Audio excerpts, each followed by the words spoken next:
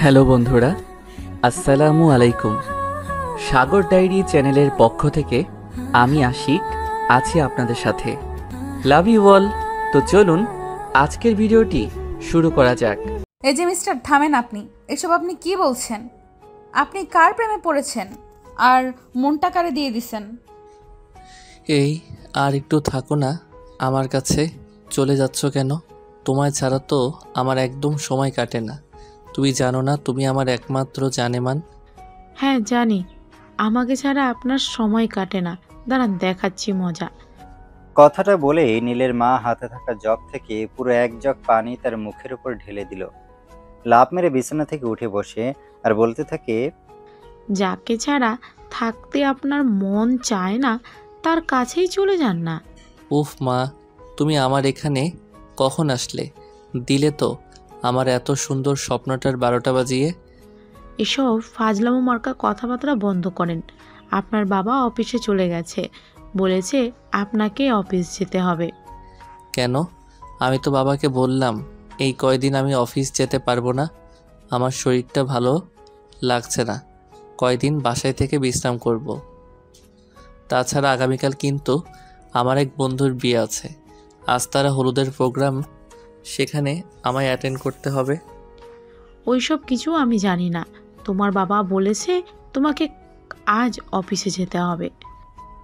কথাটা বলে নীলের মা সেখান থেকে চলে যায়।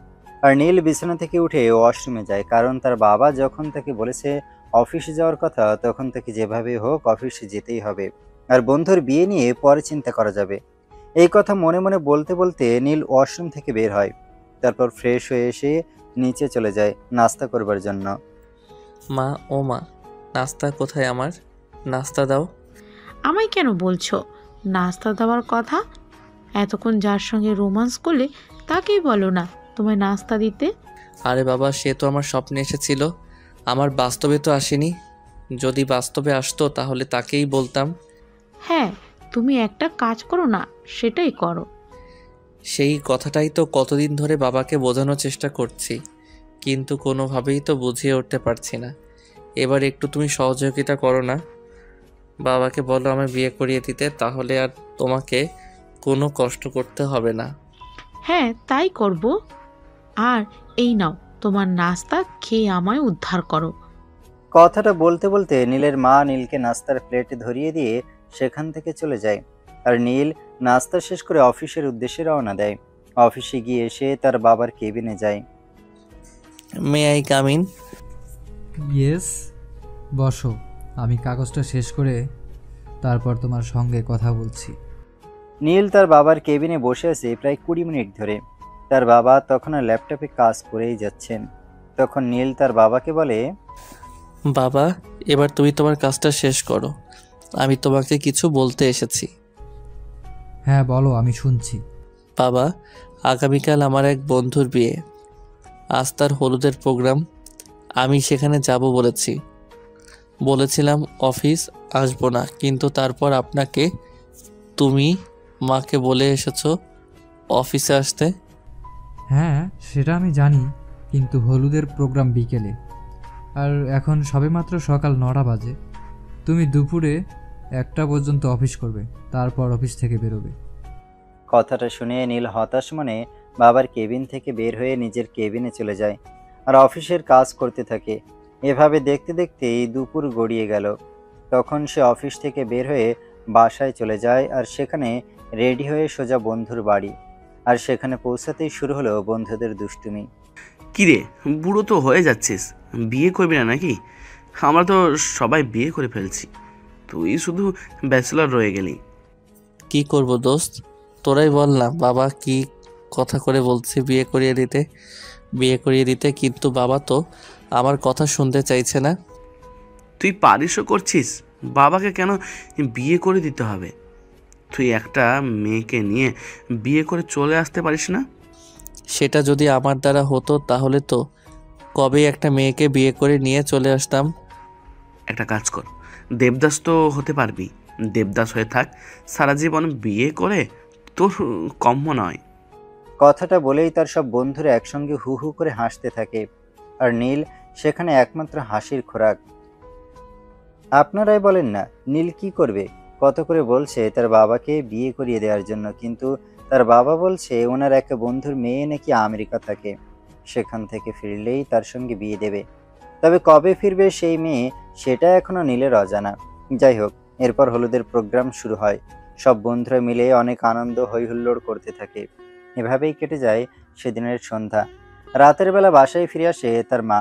যখন ডিনার টেবিলে সবাইকে রাতের খাবার সার্ভ করছিল, তখন নীল তার মাকে বলে, মা, তোমরা কি আমায় বিয়ে করাবে নাকি করাবে না সেটা বলো।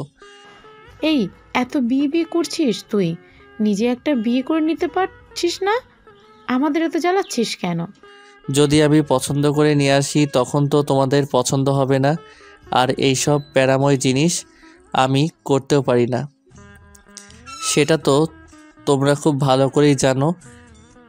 তাই তোমাদের উপর দায়িত্ব দিয়েছিলাম, কিন্তু এখন তো দেখছি তোমরা আমাকে বুড়ো করে ছাড়বে। সেটা যখন বুঝতেই পারছো, তখন তুমি সেই বিষয়ে আমার সঙ্গে কথা না বলে তোমার বাবার সঙ্গে কথা বলো না। তোমার বাবা তো সেই কবে থেকে বলেছেন ওনার বন্ধুর মেয়ে বাংলাদেশে আসছেন। হ্যাঁ, এখন তো দেখছি সেটাই করতে হবে। বাবা যদি আমাকে বিয়ে করিয়ে না দেয় তাহলে নিজের বিয়েটা নিজেকেই করে নিতে হবে। কথাটা বলতে বলতে নীল রাতের খাওয়া শুরু করে। আর তখনই তার বাবা সেখানে উপস্থিত হয়। তাই সে তার বাবাকে বলে, বাবা, পড়াশোনা শেষ করলাম, চাকরি করছি, বয়স তো আর কম ভালো না। এখন তো সব বন্ধুবান্ধব আমাকে নিয়ে হাসাহাসি করে, তোমরা কেন আমাকে বিয়ে করিয়ে দিচ্ছ না? দেখো, একটা কথা তুমি জানো তো, ধৈর্যের ফল সবসময় মিষ্টি হয়। হ্যাঁ, তোমার সেই ধৈর্য দেখাতে গিয়ে আমি নিজেকে আইবুড়ো করে ফেলি। দাঁড়াও, আমি আজকেই আমার বন্ধুর সঙ্গে কথা বলে দেখছি। তখন নীল রেগে গিয়ে সেখান থেকে চলে যায়, কারণ তার বাবা বেশ কয়েকদিন ধরে শুধু বলছে তার বন্ধু বাংলাদেশে আসবে, কিন্তু আসছেই না। আর এদিকে তার সব বন্ধুরা বিয়ে করে বাচ্চা কাচ্চা নিয়ে সুখে সংসার করছে। যাই হোক, সেদিন রাতের খাওয়া শেষ করে নীলের বাবা রুমে আসে। আর রুমে এসে মোবাইলটা বের করে তার বন্ধুকে ফোন দেয়। আসসালামু আলাইকুম বন্ধু, কেমন আছো? ওয়ালাইকুম আসসালাম। আলহামদুলিল্লাহ, এই তো ভালো আছি। তো তোমাদের কি খবর? এই আছে ভালোই। তোমাকে একটা গুড নিউজ দেওয়ার জন্য আমরা আসছি। আগামী সপ্তাহে বাংলাদেশে আসছি। আমি তোমাকে এই বিষয়ে কথা বলার জন্য ফোন করেছিলাম। আসলে আমার ছেলেটা ইদানিং কেন যে এত বিয়ের পাগল হয়ে উঠেছে, আমি সেটাই বুঝতে পারছি না। এই যুগের ছেলেমেয়ে বলে কথা, তারা কি আর আমাদের মতো এত ধৈর্যশীল নাকি যে তারা বছরের পর বছর অপেক্ষা করবে? তাদের এখন লাইফ এনজয় করার টাইম। যাই হোক, তুমি আসছো ভালোই হচ্ছে। বাংলাদেশ এসে তারপরে কথা হবে। এরপর তারা দুই বন্ধু মিলে আরো বেশ কিছুক্ষণ গল্পগুজব করে ফোন রেখে দেয়। আর এদিকে পরের দিন সকালবেলা নীল ঘুম থেকে উঠে বন্ধুর বিয়েতে যাওয়ার জন্য প্রস্তুত হতে শুরু করে। বিয়ে বাড়িতে যেতেই আবার শুরু হয় তার বন্ধুর ওইসব ফাজলামি। কিরে দোস্ত, আঙ্কেলকে বলেছিস তোর বিয়ের কথা? নাকি তোর ভাবির একটা ছোট বোন আছে, তার সঙ্গে তোকে সেট করিয়ে দিব? এই শোনো, সবসময় এত ফাজলামো করিস না তো। তুই বিয়ে করতে যাচ্ছিস, যা, আমার মাথাটা খাইস না। ভালো কথা বলছি তো, ভালো লাগছে না? যখন বুড়ো হয়ে যাবি, কোনো মেয়ে তোর দিকে ফিরেও তাকাবে না, তখন বুঝবি আমার কথা। আচ্ছা তো ঠিক আছে, চল। ভাবি তোর জন্য অনেকক্ষণ ধরে ওয়েট করছে। কথাটা বলতে বলতে নীল তার বন্ধু নিলয়কে এবং অন্যান্য বন্ধু বান্ধবদের নিয়ে বন্ধুর শ্বশুর বাড়ির উদ্দেশ্যে রওনা হয়। সেখানে পৌঁছে তারা অনেক আনন্দ উল্লাস করে এবং কনেকে নিয়ে বাড়িতে চলে আসে। এদিকে বন্ধুর বাসর ঘর সাজানোর দায়িত্ব পড়ে নীলের ঘাড়ে। সে বাসর ঘর সাজিয়ে নববরবধূকে সেই ঘরে প্রবেশের জন্য বলে। তখন শুরু হয় আরেক ফাজলামো কাণ্ড। দোস্ত, আজ যদি তুই নিজেও বিয়েটা করে নিতিস, তাহলে হয়তো এভাবে আমার রুমের দরজায় দাঁড়িয়ে আমাদের কথা শুনতে হতো না। এই, তোর কি আমাকে তোর মতো লুচ্চা মনে হয় নাকি যে আমি আমার বন্ধুর বাসর ঘরে কি কথোপকথন হচ্ছে সেই সব লুকিয়ে লুকিয়ে শুনবো? কি আর করবি বল, তোর বউ নেই বলে কথা। একটা চর মেরে তোর সব কটা দাঁত ফেলে দিব। আশা করি এখন কিছু করবি না, যাতে নতুন বইয়ের সামনে তোর মার ইজ্জত পাংচার করে দেয়। কথাটা বলে বন্ধুকে কোনো রকমে বাসর ঘরে পাঠিয়ে দেয়া এবং সে নিজের বাড়িতে চলে এলো। এরপর চলে গেল আরও 2-3 দিন। ইতিমধ্যে বন্ধু তার বউকে নিয়ে হানিমুনে যাওয়ার প্ল্যান করছে, তাই সে নীলকে আর একটু জ্বালানোর জন্য ফোন করে বলে, দোস্ত আমরা হানিমুনে যাচ্ছি, খুবই কষ্ট হচ্ছে তোর জন্য, কারণ তোর একটা বউ নেই। তোর বউ থাকলে তুইও যেতে পারতিস আমাদের সঙ্গে। এই হারামজাদা, তোর কি আমাকে জ্বালানো ছাড়া আর অন্য কোনো কাজ নেই নাকি? তুই যা না তোর বউকে নিয়ে, আমিও তো বিয়ে করব, তখন তো আর এসব কথা বলতে পারবি না। হ্যাঁ, সেটাই আমরা অধীর আগ্রহে অপেক্ষা করছি, কবে আমাদের আইবুড়ো বন্ধু নিয়ে আসবে। শোন, তুই বিয়ে করতে করতে না আমাদের বাচ্চা কাচ্চা বড় হয়ে যাবে, তখন আমরা আমাদের বাচ্চা কাচ্চা নিয়ে তোর বিয়ের দাওয়াতে যেতে পারবো। হ্যাঁ, সেটাই তো ভালো হবে, অল্প টাকায় 14 গোষ্ঠী শুদ্ধ খেয়ে যেতে পারবি। কথাটা বলতে বলতে প্রচণ্ড রেগে গিয়ে নীল ফোনটা কেটে দেয়। আসলে সে করবেই বা কি? পড়াশোনা শেষ করেছে প্রায় 6 বছরের মতো। ইতিমধ্যে বেশ কয়েকবার বাবাকে বলেছে তাকে বিয়ে করিয়ে দেওয়ার জন্য, কিন্তু ওই যে আপনারা তো দেখলেনই তার বাবার কথা। যাই হোক, নীল আজ সিদ্ধান্ত নিয়েছে এর একটা হেস্তনেস্ত করেই ছাড়বে। তাই রাতের বেলা তার বাবার ঘরে যায় আর বাবাকে বলে, বাবা, তুমি আমায় স্পষ্ট করে বলো, তুমি আমায় বিয়ে করাবে কি করাবে না? আরে বাবা, বিয়ে করাবো না কেন? আমার বন্ধু মনে হয় 2-1 দিনের মধ্যেই তার মেয়েকে নিয়ে বাংলাদেশে আসছে, তারপরে আমরা যাব তাদের সঙ্গে কথা বলতে। কথাটা শুনে নীল নিজের মনটাকে একটু শান্ত করে নিজের করে চলে আসে। এরপর চলে গেল আরও 2 দিন। সেদিন সকালবেলা তার বাবা তাকে নিজের রুমে ডাকে আর তারপর তাকে বলে, আমার বন্ধু গতকাল বাংলাদেশে ফিরে এসেছেন, আজ আমরা যাচ্ছি ওর সঙ্গে কথা বলতে। কথাটা শুনে নীল এক দৌড় দিয়ে নিজের রুমে চলে আসে আর সঙ্গে সঙ্গে অনেক সুন্দর করে সাজুগুজু করে রেডি হয়। তারপর ড্রয়িং রুমে বসে অপেক্ষা করতে থাকে। বেশ কিছুক্ষণ সময় চলে যাওয়ার পরও যখন তার বাবা আসছিল না, তাই সে তার বাবাকে ডাকতে শুরু করে, বাবা, ও বাবা, তুমি আজ আসবে নাকি? আমি সেই কখন থেকে তোমার জন্য অপেক্ষা করছি, এখনো কি তোমার রেডি হওয়া শেষ হয়নি নাকি? কথাটা শুনে সিঁড়ি দিয়ে নামতে নামতে তার বাবা তাকে বলে, তুমি রেডি হয়ে বসে আছো মানে? এটা কোন ধরনের কথা? এখনো বিয়ের পাকা কথাই হয়নি আর তুমি তোমার হবু শ্বশুর বাড়ি চলে যাবে? আমরা তো ভেবেছিলাম আমি আর তোমার মা যাব। একদমই না, আমার যার সঙ্গে বিয়ে হচ্ছে তাকে আগে আমি দেখব, আমার যদি পছন্দ হয় তারপর বিয়ের কথা। আচ্ছা ঠিক আছে, সে তোমার যা ভালো মনে হয়। কথাটা বলতে বলতে নীল তার বাবা মাকে নিয়ে বাড়ি থেকে বের হয় তার হবু শ্বশুর বাড়ির উদ্দেশ্যে। সেখানে পৌঁছতে বেশ অনেকটা সময় লেগে যায়। বাড়িতে পৌঁছে তার বাবা কলিং বেল চাপ দেয় দরজা খোলার জন্য, আর তখনই মিষ্টি একটা মেয়ে এসে দরজাটা খুলে দেয়। মেয়েটাকে দেখে নীল বলে, ওয়াও, সো সুইট, তুমি আমার বউ হতে যাচ্ছ? আর মিস্টার, এসব আপনি কি বলছেন? আমি আপনার বউ হতে যাব কেন? আপনি আমার বাবার বন্ধুর মেয়ে, তো আপনি তো আমেরিকা থেকে এসেছেন তাই না? আমি আপনার বাবার বন্ধুর মেয়ে, তবে আপনার বউ নই। আপনার আমার বড় বোনের সঙ্গে বিয়ের কথা চলছে, সে ভিতরে আছে, আপনি তার সাথে কথা বলুন। Oh, I am so sorry, please আমাকে ক্ষমা করে দেবে, কিন্তু ভেতরের কোনো ঘর আছে সেটা কি একটু দয়া করে বলে দিবে? আমার যদি খুব বেশি ভুল না হয়ে থাকে তাহলে আপনার হবু বউ রান্নাঘরেই আছে, কারণ মা তাকে আপনার জন্য একটা স্পেশাল রান্না করতে বলেছিল। ঠিক আছে, থ্যাংক ইউ সো মাচ। কথাটা বলতে বলতে নীল সেখান থেকে সামনের দিকে এগোয় এবং চারিদিকে ভালো করে লক্ষ্য করতে থাকে রান্নাঘর কোন দিকে আছে। অতঃপর সে রান্নাঘরের দিকে যায়, কিন্তু সেখানে কাজ করেছিল কাজের মহিলা। অতঃপর সেখানেই ঘটে বিশাল বড় বিপত্তি। নীল সেখান থেকে দৌড়ে গিয়ে কাজের মেয়েকে পিছন থেকে জড়িয়ে ধরে। তখনই কাজের মেয়ের চিৎকার চেঁচামেচি শুরু হয়। এই যে, কে আপনি? আপনার কি আক্কেল বলতে কোনো কিছুই নেই নাকি? আপনি এভাবে পেছন থেকে আমাকে জড়িয়ে ধরেছেন কেন? আরে বউ, তুমি না আমেরিকা থেকে পড়াশোনা করে এসেছো, কিন্তু তোমার এরকম কাজের মেয়ের মতো অবস্থা কেন? আজ্ঞে না সাহেব, আমি এই বাড়ির কাজের মেয়ে। কিন্তু আমাকে একটা কথা বলুন তো, আপনি কে? আমি এ বাড়ির হবু জামাই, যার সঙ্গে এই বাড়ির মেয়ের বিয়ের কথা চলছে। ও, আসলে আমি এতক্ষণে বিষয়টা বুঝতে পেরেছি। আপনি কোথাও ভুল করেছেন। একটা কাজ করুন, আপনি ওপরে গিয়ে সোজা ছাদে চলে যান। বড় আপা সেইখানে ফোনে তার বন্ধুদের সঙ্গে কথা বলছে। ও আচ্ছা, থ্যাংক ইউ। কথাটা বলেই নীল একদম দৌড়ে ছাদে চলে যায় আর সেখানে গিয়ে দেখতে পায় অসম্ভব সুন্দরী এক রমণী সেখানে দাঁড়িয়ে আছে। তাকে দেখে এসে বলতে থাকে, আমি সুন্দর এক ললনার প্রেমে পড়েছি। প্রথম দেখাতেই মনটা তাড়ে দিয়ে দিয়েছি। এই যে মিস্টার, থামেন আপনি। এসব আপনি কি বলছেন? আপনি কার প্রেমে পড়েছেন আর মনটা কারে দিয়ে দিছেন? কেন, আমার সামনে তো শুধুমাত্র একজনই দাঁড়িয়ে আছে, আর সেটা তুমি। তোমাকে তো আমি প্রথম দেখাতে ভালোবেসে ফেলেছি।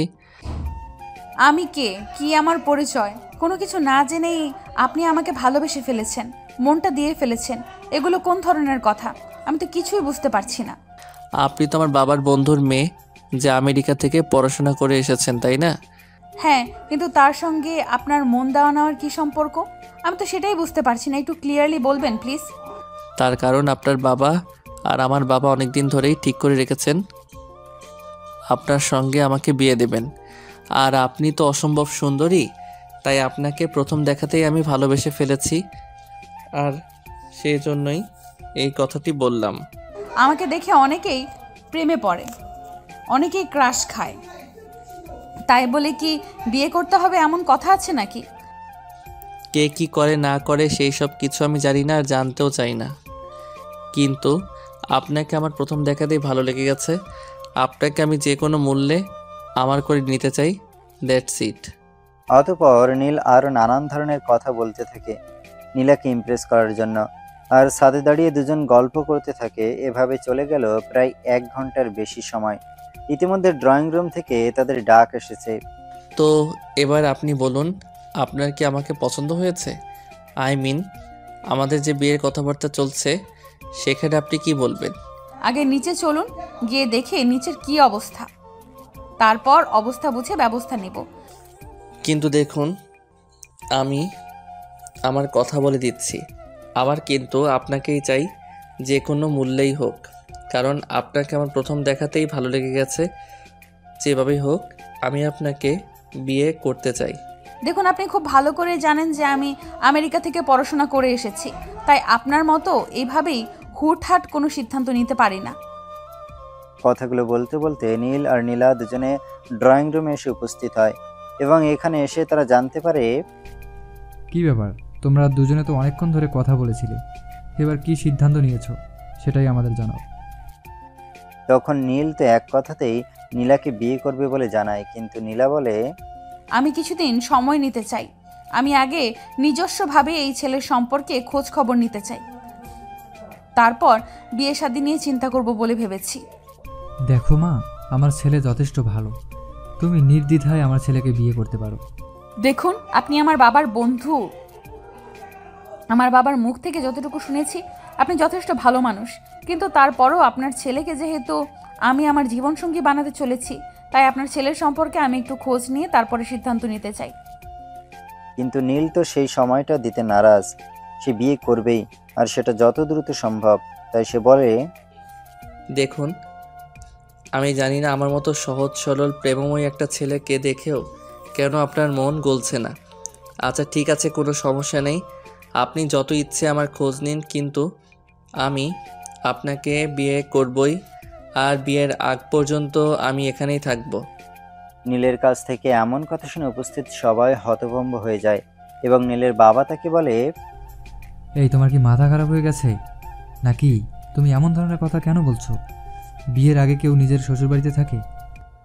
তখনই পাশ দেখে নীলের হবু শালিকা বলে ওঠে, আসলে বিষয়টা হলো আমার দুলাভাইয়ের বিয়ের জন্য এতটাই উতলা হয়ে পড়েছেন যে বউকে ছাড়া উনি এই মুহূর্তে চোখে অন্য কিছুই দেখতে পাচ্ছেন না। একদমই শালিকা, তুমি আমার মনের কথাটা বুঝতে পেরেছো, কিন্তু অন্য কেউ তো আমার মনের কথাটা কোনোভাবেই বুঝতে চাইছে না। বলো আমি কি করি? তখন নীলের হবু শালিকা মজার ছলে বলে ওঠে সেখানেই থেকে যাওয়ার জন্য, যতক্ষণ পর্যন্ত তারা নীলকে বিয়েটা না করায়। এই কথাটা শুনে নীল বলে, হ্যাঁ শালিকা, তুমি একদম ঠিক কথাই বলেছ। আমি এখানেই থেকে যাব যতক্ষণ পর্যন্ত আমাকে বিয়ে করানো না হয়। এই যে মিস্টার, আপনার কি মাথা খারাপ হয়ে গেছে নাকি? আমি তো কিছুই বুঝতে পারছি না। আপনাকে আমি বিয়ে করব কি না সেটার আদৌ কোনো ঠিক ঠিকানা নেই, আর আপনি বলছেন আপনি এখানে থেকে যাবেন। তোমার সিদ্ধান্ত উপর অমত থাকতে পারে, কিন্তু আমার তো সিদ্ধান্তের উপর কোনো অমত নেই। আমি তো তোমাকে বিয়ে করব বলে ঠিক করেছি, তাহলে এখানে মাথা খারাপের কি আছে?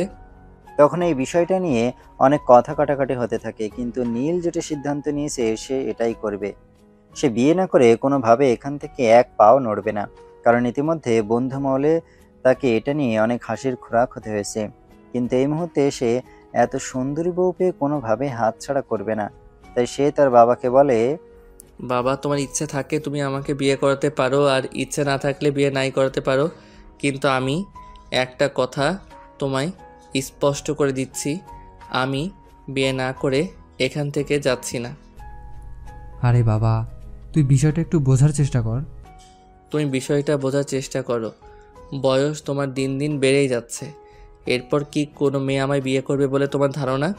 কিন্তু আপনার এই সব কর্মকাণ্ডের পর আপনাকে কোনো মেয়ে বিয়ে করবে কিনা সেটাই আমার সন্দেহ।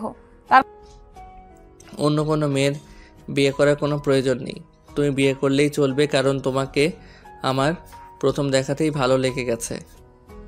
তখন উপস্থিত সবাই মিলে নীলকে অনেক বোঝানোর চেষ্টা করে, কিন্তু নীল তার সিদ্ধান্ত নিয়েই ফেলেছে। সে কারো কোনো কথাই শুনবে না। তাকে বিয়ে না করানো পর্যন্ত সে এখান থেকে যাবেই না। অন্যদিকে নীলাও সিদ্ধান্ত নিয়েছে সে জেনে শুনে অতঃপর বিয়ে করবে, অচেনা অজানা কাউকে বিয়ে করবে না। দুজনেরই এমন দ্বারা কথা শুনে দুই পরিবারের সবাই পড়ে গেল মহা চিন্তায়। কি করবে কিছুই বুঝতে পারছে না। বেশ কিছুক্ষণ পর নীলার বাবা বলে, আচ্ছা দোস্ত, ঠিক আছে, কোনো সমস্যা নেই। তোর ছেলেকে আমার এখানে নিশ্চিন্তে রেখে যা, তারপর দেখছি বিষয়টা কি হয়। কিন্তু তুই কোনো চিন্তা করিস না, এতদিনে বন্ধুত্ব আমাদের। এখানে তোর ছেলে কোনো অমর্যাদা হবে না, এটা তুই নিশ্চিত থাক। অতঃপর নীলের বাবা সেখান থেকে বাড়িতে চলে যায়। আর বাড়িতে যেতে নীলের মা বলে, কি ব্যাপার, বাড়ি থেকে বের হলে দুজন আর ফিরে এলে একা? তো আমি কি করব সেটা তুমি আমাকে বলো না। তোমার ছেলেকে তো একদম বিয়ের জন্য পাগল বানিয়ে ছেড়ে দিয়েছো, সে এখন বিয়ে না করে আসবেই না। আর অন্যদিকে মেয়ে তার বিষয়ে কোনো খোঁজখবর না নিয়ে বিয়ে করবে না। এই জন্য তো আমি আগেই তোমাকে বলেছিলাম ছেলেকে বিয়ে করাও, কিন্তু তুমি তো আমার কোনো কথাই শুনছিলে না। কথাটা বলতে বলতে নীলের বাবা সেখান থেকে চলে যায়, কারণ উনি খুব ভালো করে জানেন এখানে থাকলে একটার পর একটা কথা হতেই থাকবে। তাই এইসব কথার প্যাচাল না পেড়ে এখান থেকে চলে যাওয়াই অনেক ভালো। অন্যদিকে দেখতে দেখতে বিকেল পেরিয়ে সন্ধ্যা, আর সন্ধ্যা পেরিয়ে রাত হতে চলল। নীল নীলাদের বাড়ির ড্রয়িং রুমে বসে বসে তার একমাত্র হবু শালিকার সঙ্গে গল্প করছে। তখনই নীলা সেখানে এসে উপস্থিত হয়। এটা দেখতে পেয়ে নীলা বলে, মানে আপনি এখানে থেকেই গেলেন তাই না? তোমার জন্যই থেকে গেলাম, আর তুমি এই কথা বলছো, এটা কি মেনে নেওয়া যায়? আমি আপনাকে বলেছি নাকি এখানে থেকে যাওয়ার জন্য? তোমার ভালোবাসা আমাকে বলেছে তোমাকে নিয়ে তারপর এখান থেকে বিদায় হবার জন্য। এই যে দেখুন, এই সব কিছু আমার পছন্দ নয়, তাই আমি আপনাকে রিকোয়েস্ট করে বলবো এসব ফাজলামো মার্কা কথাবার্তা আপনি আমার সঙ্গে বলবেন না। বিয়েটা করছো তো আমায়? সিদ্ধান্ত নেয়নি এখনো, সিদ্ধান্ত নিয়ে তারপর জানাবো। কথাটা বলতে বলতে নীলা সেখান থেকে চলে যায়। অপরদিকে নীল সেখানে বসে বসে তার শালিকার সঙ্গে গল্প করতে থাকে। ইতিমধ্যে শালি দুলাভাই বেশ ভালো একটা গল্পের আসর জমিয়ে বসেছে। আর তখনই নীলার মা এসে সবাইকে রাতের খাবার খাওয়ার জন্য ডাক দেয় এবং সবাই ডিনার টেবিলে জয়েন করে। খাওয়া শেষ হতে না হতেই নীল বলে, আমি কিন্তু আমার বউয়ের সঙ্গে ঘুমাবো, অনেক বছর কেটে গেছে বউয়ের সঙ্গে ঘুমানো হয় না। এই যে mister, are you seriously mad? কথাটা শুনে নীল একটু হেসে ফেলে এবং তারপর বলে, আরে বউ, আমি পাগল হতে যাব কেন? আর যদি পাগল হয়েও থাকি সেটা তোমার রূপে হয়েছি। তুমি এতটাই সুন্দর যে তোমাকে আমি প্রথম দেখাতেই ভালোবেসে ফেলেছি, আর তার জন্য এখন তুমি আমাকে পাগল বলো আর যাই কিছু বলো, তাতে আমার কিচ্ছু যায় আসে না। আরে আমি আপনাকে সেই কথা বলতে যাব কেন? আপনি যে বললেন আপনি আমার সঙ্গে ঘুমাবেন, সেই দুঃসাহস থেকে বলেছি। কেন? আমি তো আমার বউয়ের সঙ্গে ঘুমাবো বলেছি, শালিকার সঙ্গে ঘুমাবো তো বলিনি। এই কথাটা শুনেই পাশ থেকে নিশি একটু দুষ্টুমি হাসি হেসে বলে ফেলে, দুলাভাই চলুন একটা কাজ করি, আপনি মাঝখানে শোবেন আর দুই পাশে আমরা দুই বোন। নিশির এমন কথা শুনে নীলা প্রচণ্ড পরিমাণে রেগে যায় আর নিশিকে বলে, বাদরামি করার জায়গা পাস না তুই, তাই না? দুটো বাদর এখন একসঙ্গে হয়ে গেছিস বলে তোদের জোর বেড়ে গেছে। এই কথা শুনে নীল বলে, বউ তুমি আমাকে আর যাই কিছু বলো না কেন বাদর বলো না, কারণ বাদররা গাছে উঠতে পারে, লাফাতে পারে, কিন্তু আমি আমার জীবনে কোনো দিন গাছে উঠি নাই। আল্লাহ, তুমি আমায় রক্ষা করো। তুমি আমাকে কোন আজাবের মধ্যে এনে ফেলে দিলা, আমি তো সেটাই বুঝতে পারছি না। আরে এখনই তুমি আজাবের কি দেখলা? যখন তোমাকে আমি আমার ভালোবাসায় পরিপূর্ণ করে দিতে শুরু করব, তখনই তুই বুঝতে পারবে আমি কি জিনিস। এই, আপনি একটা কাজ করুন, আমি আমাদের ড্রাইভারকে বলে দিচ্ছি, আপনার খাওয়া শেষ হলে আপনি বাড়ি ফিরে যান। ড্রাইভার আপনাকে আপনার বাড়ি পর্যন্ত পৌঁছে দেবে। আরে বউ, এসব তুমি কি বলছো? আমি তো তোমাকে ছাড়া বাড়ি যাচ্ছি না। চলো না তুমি আর আমি কাজে অফিসে গিয়ে বিয়েটা সেরে ফেলি। তখন নীল আর কোনো কথা না বলে রাগে খটখট করতে করতে খাবার শেষ না করে সেখান থেকে উঠে নিজের রুমে চলে যায়। এটা থেকে নীল তার ছোট শালিকাকে বলে, শালিকা, তোমার বোনের রুমটা কোন দিকে আমায় একটু দেখিয়ে দাও, আমি নিজের হাতে তোমার বোনকে খাইয়ে দিতে চাই। আমি আপনাকে আমার আপুর রুম দেখিয়ে দিতে পারি, কিন্তু তারপরে কি হবে সেটা কিন্তু আমি জানি না। ওসব নিয়ে তোমায় কোনো চিন্তা করতে হবে না, তুমি শুধু বলে দাও রুমটা কোন দিকে। অতঃপর নিশি নীলকে নীলার রুমটা দেখিয়ে দেয়, আর নীল সেখান থেকে খাবারের প্লেট নিয়ে একদম সোজা নীলার রুমে চলে যায়। সেখানে গিয়ে দেখতে পায় নীলা বিছানার উপর গাল ফুলিয়ে বসে আছে। সেটা দেখে নীল বলে, আরে বউ, রাগে তো গাল দুটো একদম টমেটোর মতো লাল হয়ে আছে, আমার তো মন চাইছে এক্ষুনি একটু আদর করে কামড়ে দেই। এই ফাজিলের হাড্ডি, আপনি যাবেন এখান থেকে? আরে রাগলে তো তোমায় দারুণ লাগে, আমার তো মন চাইছে এক্ষুনি তোমায় জোর করে ধরে একটু আদর করে দেই। এই কথা শুনে নীলার আরও রাগ ওঠে, কিন্তু তারপরও সে নিজেকে সংযত রেখে নীলকে বলে, এই যে মিস্টার, শোনেন, আপনি আমার রুমে কেন এসেছেন সেটা বলেন। আমি আপনাকে আর টলারেট করতে পারছি না। আপনি এখান থেকে যান আর আমায় উদ্ধার করুন। তোমাকে উদ্ধার করব বলেই তো আমি এখানে এসেছি, কারণ তুমি তো রাতের খাবার না খেয়ে চলে এসেছো, আর রাতের খাবার না খেলে স্বাস্থ্যের ক্ষতি হয়। দেখুন, আমি একদমই ঠিক আছি, আপনি এখান থেকে যান, তা না হলে কিন্তু আমার মেজাজ খারাপ হয়ে যাবে। আর মেজাজ খারাপ বলে আমি কি করি তার কিন্তু কোনো ঠিক নেই। চাইলে আমাকে আদর করতে পারো, আই ডোন্ট মাইন্ড। এই কথাটা শুনে নীলার মেজাজ আরও খারাপ হয়ে যায়। সে কি করবে কিছু বুঝতে পারছে না, তাই চেঁচাতে শুরু করে, বাবা, ও বাবা, কোথায় তুমি? একবার আমার রুমে এসো। নীলার রুমে এমন চেঁচামেচির আওয়াজ শুনে নীলার বাবা কিছুটা আন্দাজ করতে পেরেছিল ওখানে কি হচ্ছে, তাই তিনি চুপচাপ নিজের রুমে বসেছিলেন। কিন্তু যতই সময় যাচ্ছে নীলার চেঁচামেচি যেন বেড়েই চলেছে, তাই তিনি আর বসে না থেকে নীলার রুমের দিকে অগ্রসর হয়। কি ব্যাপার নীল, কি হয়েছে? তোমার কোনো সমস্যা নাকি? এই গডফাদারটাকে আমার রুম থেকে বের হয়ে যেতে বল, আমি একে আর সহ্য করতে পারছি না। কি ব্যাপার নীল, কি হয়েছে? তোমার কোনো সমস্যা নাকি? না শ্বশুরমশাই, সেরকম কিছুই হয়নি, আসলে আমার বউ রাগ করে না খেয়ে চলে এসেছে, তাই আমি আমার বউকে রাতের খাবারটা খাওয়াতে এসেছি। ও আচ্ছা, ঠিক আছে, তাহলে আমি যাচ্ছি, তোমরা খাবারটা খেয়ে নাও। কথাটা বলতে বলতে নীলাকে আর কোনো কথা বলার সুযোগ না দিয়ে নীলার বাবা সেখান থেকে চলে যায়। আর অপরদিকে নীলা আরও বেশি রেগে গিয়ে তার ড্রেসিং টেবিলের সামনে থাকা ফুলদানিটা মাটিতে ছুঁড়ে ফেলে ভেঙে ফেলে। সেটা দেখে নীল বলে, রাগলে তোমাকে দারুণ লাগে, এই কথাটা বলেছি বলে কি তুমি আরও বেশি রাগ দেখাচ্ছ নাকি, যাতে আমি বারবার তোমার প্রেমে পড়ি? আপনি আমার রুম থেকে যাবেন নাকি যাবেন না, আমি শুধু এটাই জানতে চাইছি। কথাটা বলা শেষ করার আগেই নীলা তার মুখের সামনে একটা খাবারের লোকমা দেখতে পায়। সেটা দেখে সে নীলের দিকে তাকায়। তখন নীল বলে, জান পাখি, আমার খাবারের সঙ্গে রাগ করতে হয় না, তুমি খাবারের সঙ্গে রাগ না করে দয়া করে খাবারটা খেয়ে নাও প্লিজ। আমি খাবো না, কি করবেন আপনি? কথাটা বলতে গিয়ে নীলা যেই না মুখটা খুলল, অমনি নীল তার মুখের ভেতর খাবারের লোকমাটা পুরে দিল আর বলতে থাকলো, তোমার আমাকে যা কিছু বলার আছে তা সব পরে বলে নিও, এখন খাবারটা খেয়ে নাও। দেখো, খাবারের উপর রাগ দেখানো কিন্তু আমার একদমই পছন্দ নয়, আর আমি আশা করব আমি যেই জিনিসগুলো পছন্দ করি না সেগুলো তুমি করবে না। তখন নীলা আর কোনো কথা বলে না, চুপচাপ খাবারটা খেয়ে নিল। দেখতে দেখতে রাত প্রায় 10টার মতো বেজে গেল। দুজনেই খাওয়া দাওয়া শেষ করে খাটের উপর বসে আছে, কেউ কি কোনো কথা বলছে না। তখন নীল বলে, শোনো, একটা কথা বলি, আমি যেহেতু সিদ্ধান্ত নিয়েছি আজ তোমার রুমে ঘুমাবো, তুমি খাটে শুয়ে পড়ো, আমি সোফায় শুয়ে পড়ছি, কোনো সমস্যা হবে না। আচ্ছা, আমি একটা কথা কোনোভাবেই ভাবতে পারছি না, আপনি ভাবলেন কি করে যে অবিবাহিত একটা মেয়ে হয়ে আপনার সঙ্গে একই রুমে ঘুমাবো? আমরা তো বিয়ে করছি তাই না? তাছাড়া অনেক দিন তো হয়ে গেল একা একা ঘুমাচ্ছি, এখন আর কত একা একা ঘুমাবো? আমারও তো মন চায় বউ নিয়ে ঘুমাতে, তাই না? শুনুন, আমি আপনাকে শেষবারের মতো বলছি, আপনি এখান থেকে চলে যান, গেস্ট রুমে গিয়ে ঘুমান। না রে বাবা, আমি পারবো না গেস্ট রুমে গিয়ে ঘুমাতে, আমি এখানেই শুয়ে পড়ছি। কথাটা বলতে না বলতে নীল সোফায় গিয়ে শুয়ে পড়ল। এটা দেখে নীলা বলে, তার মানে আপনি আমার রুম থেকে বের হবেন না, এটাই তো?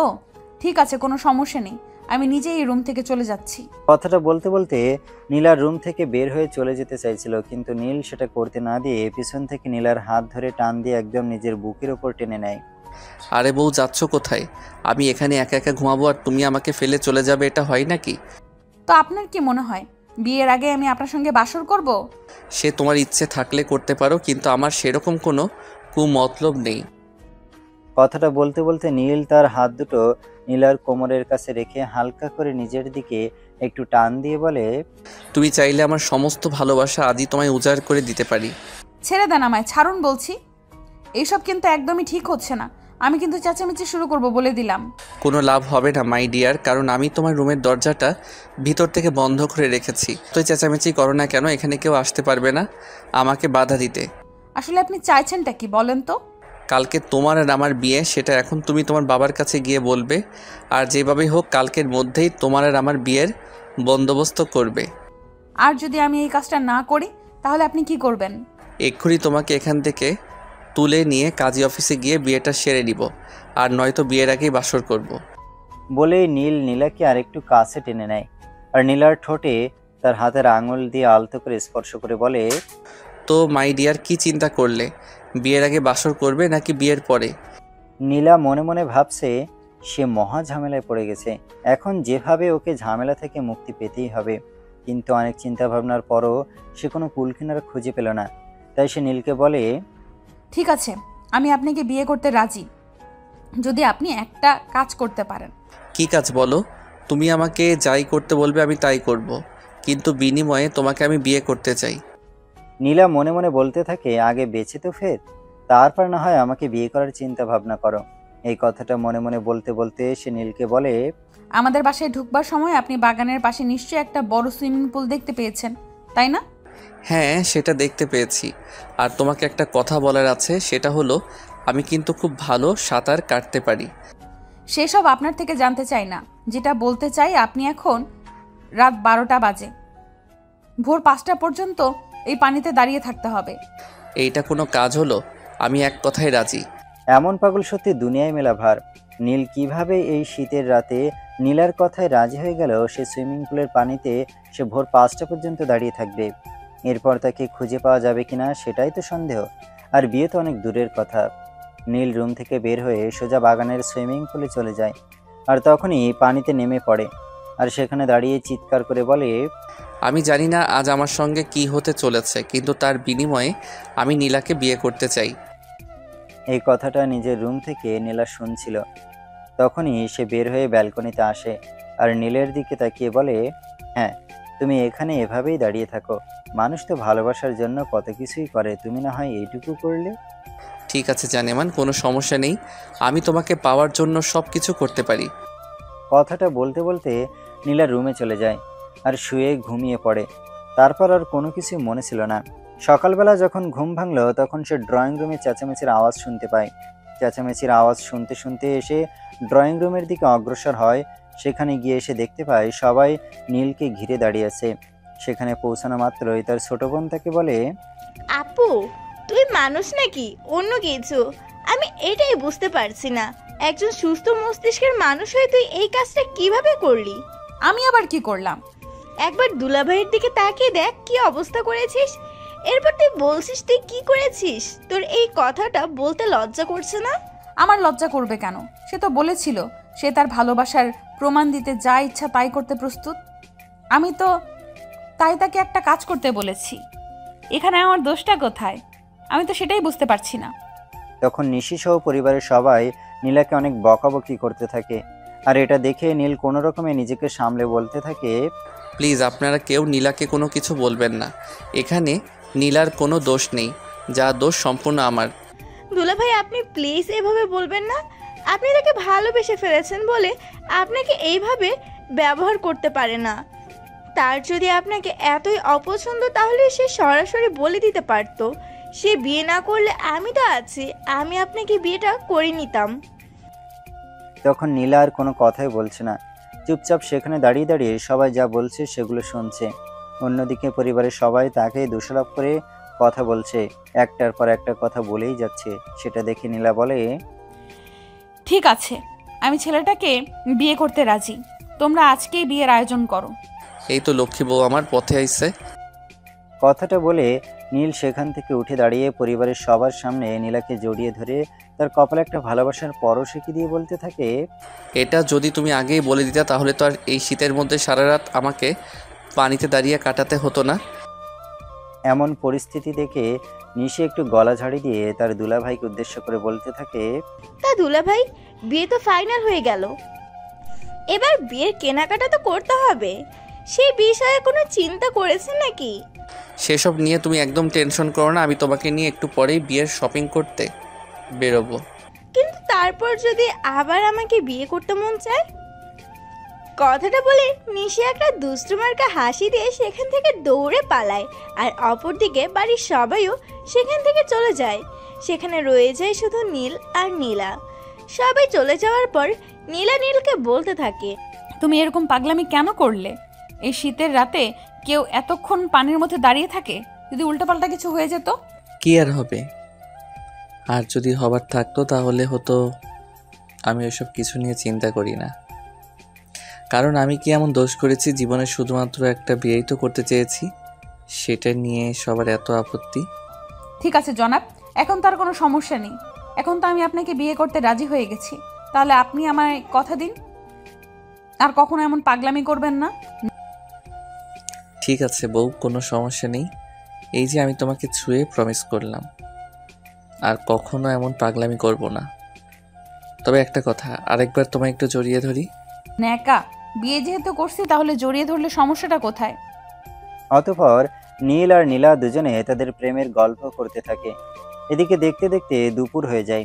নিশিকে নিয়ে নীল চলে যায় বিয়ের শপিং করতে, আর তার বাবা মাকে চলে আসতে বলে। বিকেল 3টা বাজতে না বাজতে নীলের বাবা মা সেখানে চলে আসে, আর তাদের বিয়ের কেনাকাটাও শেষ হয়ে যায়। আর দেখতে দেখতে তাদের বিয়ের কাজটা সম্পন্ন হয়। কোনো রকমে বিয়ের কাজটা শেষ হতে না হতেই নীল বলে, বাবা, বিয়ে তো হয়ে গেল, চলো বউ নিয়ে বাড়িতে চলে যাই। আরে বিয়ের তো আরও রিচুয়াল বাকি আছে, সেগুলো আগে সম্পূর্ণ হতে দে। বিয়ে যখন করেছিস বউ নিয়ে বাড়িতে তো আসবি। বাবার কতক্ষণ লাগবে? আমি তো আর থাকতে পারছি না, আমার তো মন চাইছে এক্ষুনি বউকে নিয়ে এখান থেকে পালিয়ে যাই। নীল, আস্তে কথা বলো, এখানে অনেকেই রয়েছে, তারা এসব কিছু শুনে হাসাহাসি করবে। যার যা ইচ্ছা হয় সে তাই করুক, তাতে আমার কিচ্ছু যায় আসে না, কিন্তু আমি এক্ষুনি তোমাকে নিয়ে এখান থেকে পালাবো। কথাটা বলতে বলতে নীল সেখান থেকে নীলাকে নিয়ে সবার চোখের আড়াল দিয়ে বাইরে চলে আসে আর গাড়িতে উঠে বসে। এসে তার মাকে ফোন দেয়। ও মা, কোথায় তুমি? তাড়াতাড়ি গাড়ির কাছে আসো। আমি তো বাড়ির ভিতরেই আছি, কিন্তু গাড়ির কাছে কেন আসতে যাব? এখনো তো বিয়ের কিছু রিচুয়াল বাকি আছে, সেগুলো আগে শেষ হোক। আর কোনো রিচুয়াল করতে হবে না, আমি তোমার বৌমাকে নিয়ে চলে এসেছি। এখন শুধু তুমি ওখান থেকে কেটে পড়ো, কারণ শুনেছি নতুন বউকে নাকি। কথাটা শুনে নীলের মা হাসবে নাকি কাঁদবে কিছুই বুঝতে পারছে না। সে নিজেই নিজের কপাল চাপড়াতে থাকে আর বলতে থাকে, আল্লাহ, তুমি কপাল করে আমাকে একটা ছেলে দিয়েছো, এমন ছেলে যেন কারো পেটে না হয়। নীলের মায়ের এমন কাণ্ড থেকে পাশ থেকে নীলের বাবা বলে, কি ব্যাপার, কি হয়েছে? তুমি এরকম কেন করছো? তোমার ছেলে বিয়ের আসর থেকে বউ নিয়ে পালিয়েছে। হ্যাঁ, বুঝতে পেরেছি, এতে তো অবাক হওয়ার কি আছে? এটা এটা তো হওয়ারই ছিল। তোমার ছেলে যে পরিমাণ বিয়ের জন্য পাগল হয়েছে, এরপর তোমার ছেলে আর কি করতে পারে? তুমি বাবা হয়ে এমন কথা বলতে পারলে? এখন চলো, তুমি আর আমিও মানে মানে এখান থেকে কেটে পড়ি, তা না হলে বিপদ আসন্ন। কথাটা বলেই নীলের বাবা আর নীলের মা কোনো রকম দেরি না করে সেখান থেকে কেটে পড়ে।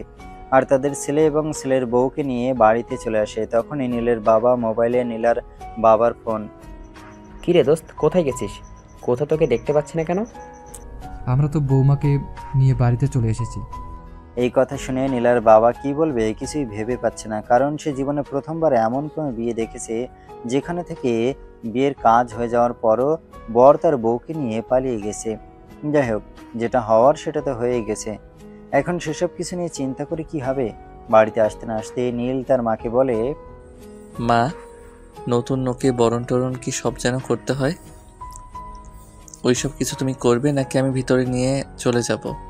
আরে বাবা, তুই এত অধৈর্য কেন করছিস? আমি তো সেটাই বুঝতে পারছি না। একটু দাঁড়া, সবেমাত্র এলাম, আমাকে বাড়িতে ঢুকতে দে। ঠিক আছে, তাড়াতাড়ি ভিতরে প্রবেশ করো আর আমার বউকে বরণ করে বাড়িতে তুলে নাও। আমি আর সহ্য করতে পারছি না। নীলের মা তখন আর দেরি না করে বাড়ির ভিতরে প্রবেশ করে এবং ছেলের বউকে বরণ করে বাড়িতে তুলে নেয়। বাড়িতে প্রবেশ করা মাত্রই নীল তার বউকে নিয়ে নিজের রুমে চলে যায়। তখন তার বউ তাকে বলে, এই যে এইদিকে শোনো, কি সমস্যা তোমার? আমি তো সেটাই বুঝতে পারছি না। বাড়িতে বউ আসা মাত্রই সবাই নিয়ে হই হুল্লোড় করে, কিন্তু তুমি সেটা করতে না দিয়ে তুমি আমাকে নিয়ে সোজা তোমার রুমে কেন চলে এসেছো? আইসে বলতে বউ আমার, তাহলে আমার বউ অন্য কারো ঘরে যাবে কেন? আমার বউ আমার ঘরে আসবে আর আমার সঙ্গেই থাকবে। আল্লাহ, তুমি আমারে কোন পাগলের পাল্লায় ফেলে দিলা? আমি তো সেটাই বুঝতে পারছি না। এই মানুষটার কি মাথায় সমস্যা নাকি পেটে সমস্যা? ওই কি ব্যাপার, তুমি এভাবে বিড়বিড় করে কি বলতেছো? দেখো, তুমি যাই কিছু বলো না কেন, তাতে কিন্তু কোনো লাভ হবে না। আমি আমার মতো করে চলি আর আমার মতোই চলতে পছন্দ করি। হ্যাঁ, তাই করো আর আমায় উদ্ধার করো। কথাটা বলতে বলতে নীলা নীলের কাছে তার ওয়াশরুমটা কোন দিকে সেটা জানতে চায়। তখন নীল বলে, কেন, তুমি ড্রেস চেঞ্জ করবে নাকি? ড্রেস চেঞ্জ করলে আমাকে বলো, আমি করিয়ে দিচ্ছি। এই, আপনি নিজেকে কি মনে করছেন সেটা বলুন তো। আমি ড্রেস চেঞ্জ করব সেটার শক্তি কি আমার শরীরে নেই নাকি? হ্যাঁ, আমি বলিনি যে তোমার শরীরে শক্তি নেই, কিন্তু ড্রেস চেঞ্জ করতে তোমার তো কষ্ট হবে, আর আমি থাকতে আমার বউ কেন কষ্ট করবে? তুমি আমাকে ওয়াশরুমটা দেখিয়ে দিবে কি দিবে না সেটাই বলো। আমি আর কোনো কথা বলতে চাইছি না, শুনতেও চাইছি না। প্লিজ রাঙা টুকটুকে বউ আমার, তুমি এভাবে রেগে যেও না। রেগে গেলে কিন্তু আমার কষ্ট লাগে। তখনই নীলা নীলের কথার কোনো উত্তর না দিয়ে চুপচাপ ওয়াশরুমে চলে গেল। সেখান থেকে ড্রেস চেঞ্জ করে ফ্রেশ হয়ে প্রায় 20 মিনিট পর ওয়াশরুম থেকে বের হয়। তখনই নীল আবার বলতে থাকে, কি হয়েছিল বউ? ওয়াশরুমে এত দেরি করলে কেন? কোনো সমস্যা হয়েছিল নাকি? এই, তুমি চাইছোটা কি বলো তো? ওয়াশরুমে গেলাম, মাত্র 20 মিনিটও হয়নি। আমি ড্রেস চেঞ্জ করলাম, ফ্রেশ হলাম, আর তুমি বলছো এতক্ষণ ওয়াশরুমে কি করছিলাম? আমি কি খেতে গিয়েছিলাম নাকি? আরে, তুমি সবসময় এভাবে আমাকে রাগ দেখাও কেন? আমি তো সেটাই বুঝতে পারি না। অতঃপর নীলা কিছু বলতে চাইছিল, কিন্তু সে সেটা না সুযোগ পেল না। তখনই নীলের মা সেখানে এসে উপস্থিত হলো।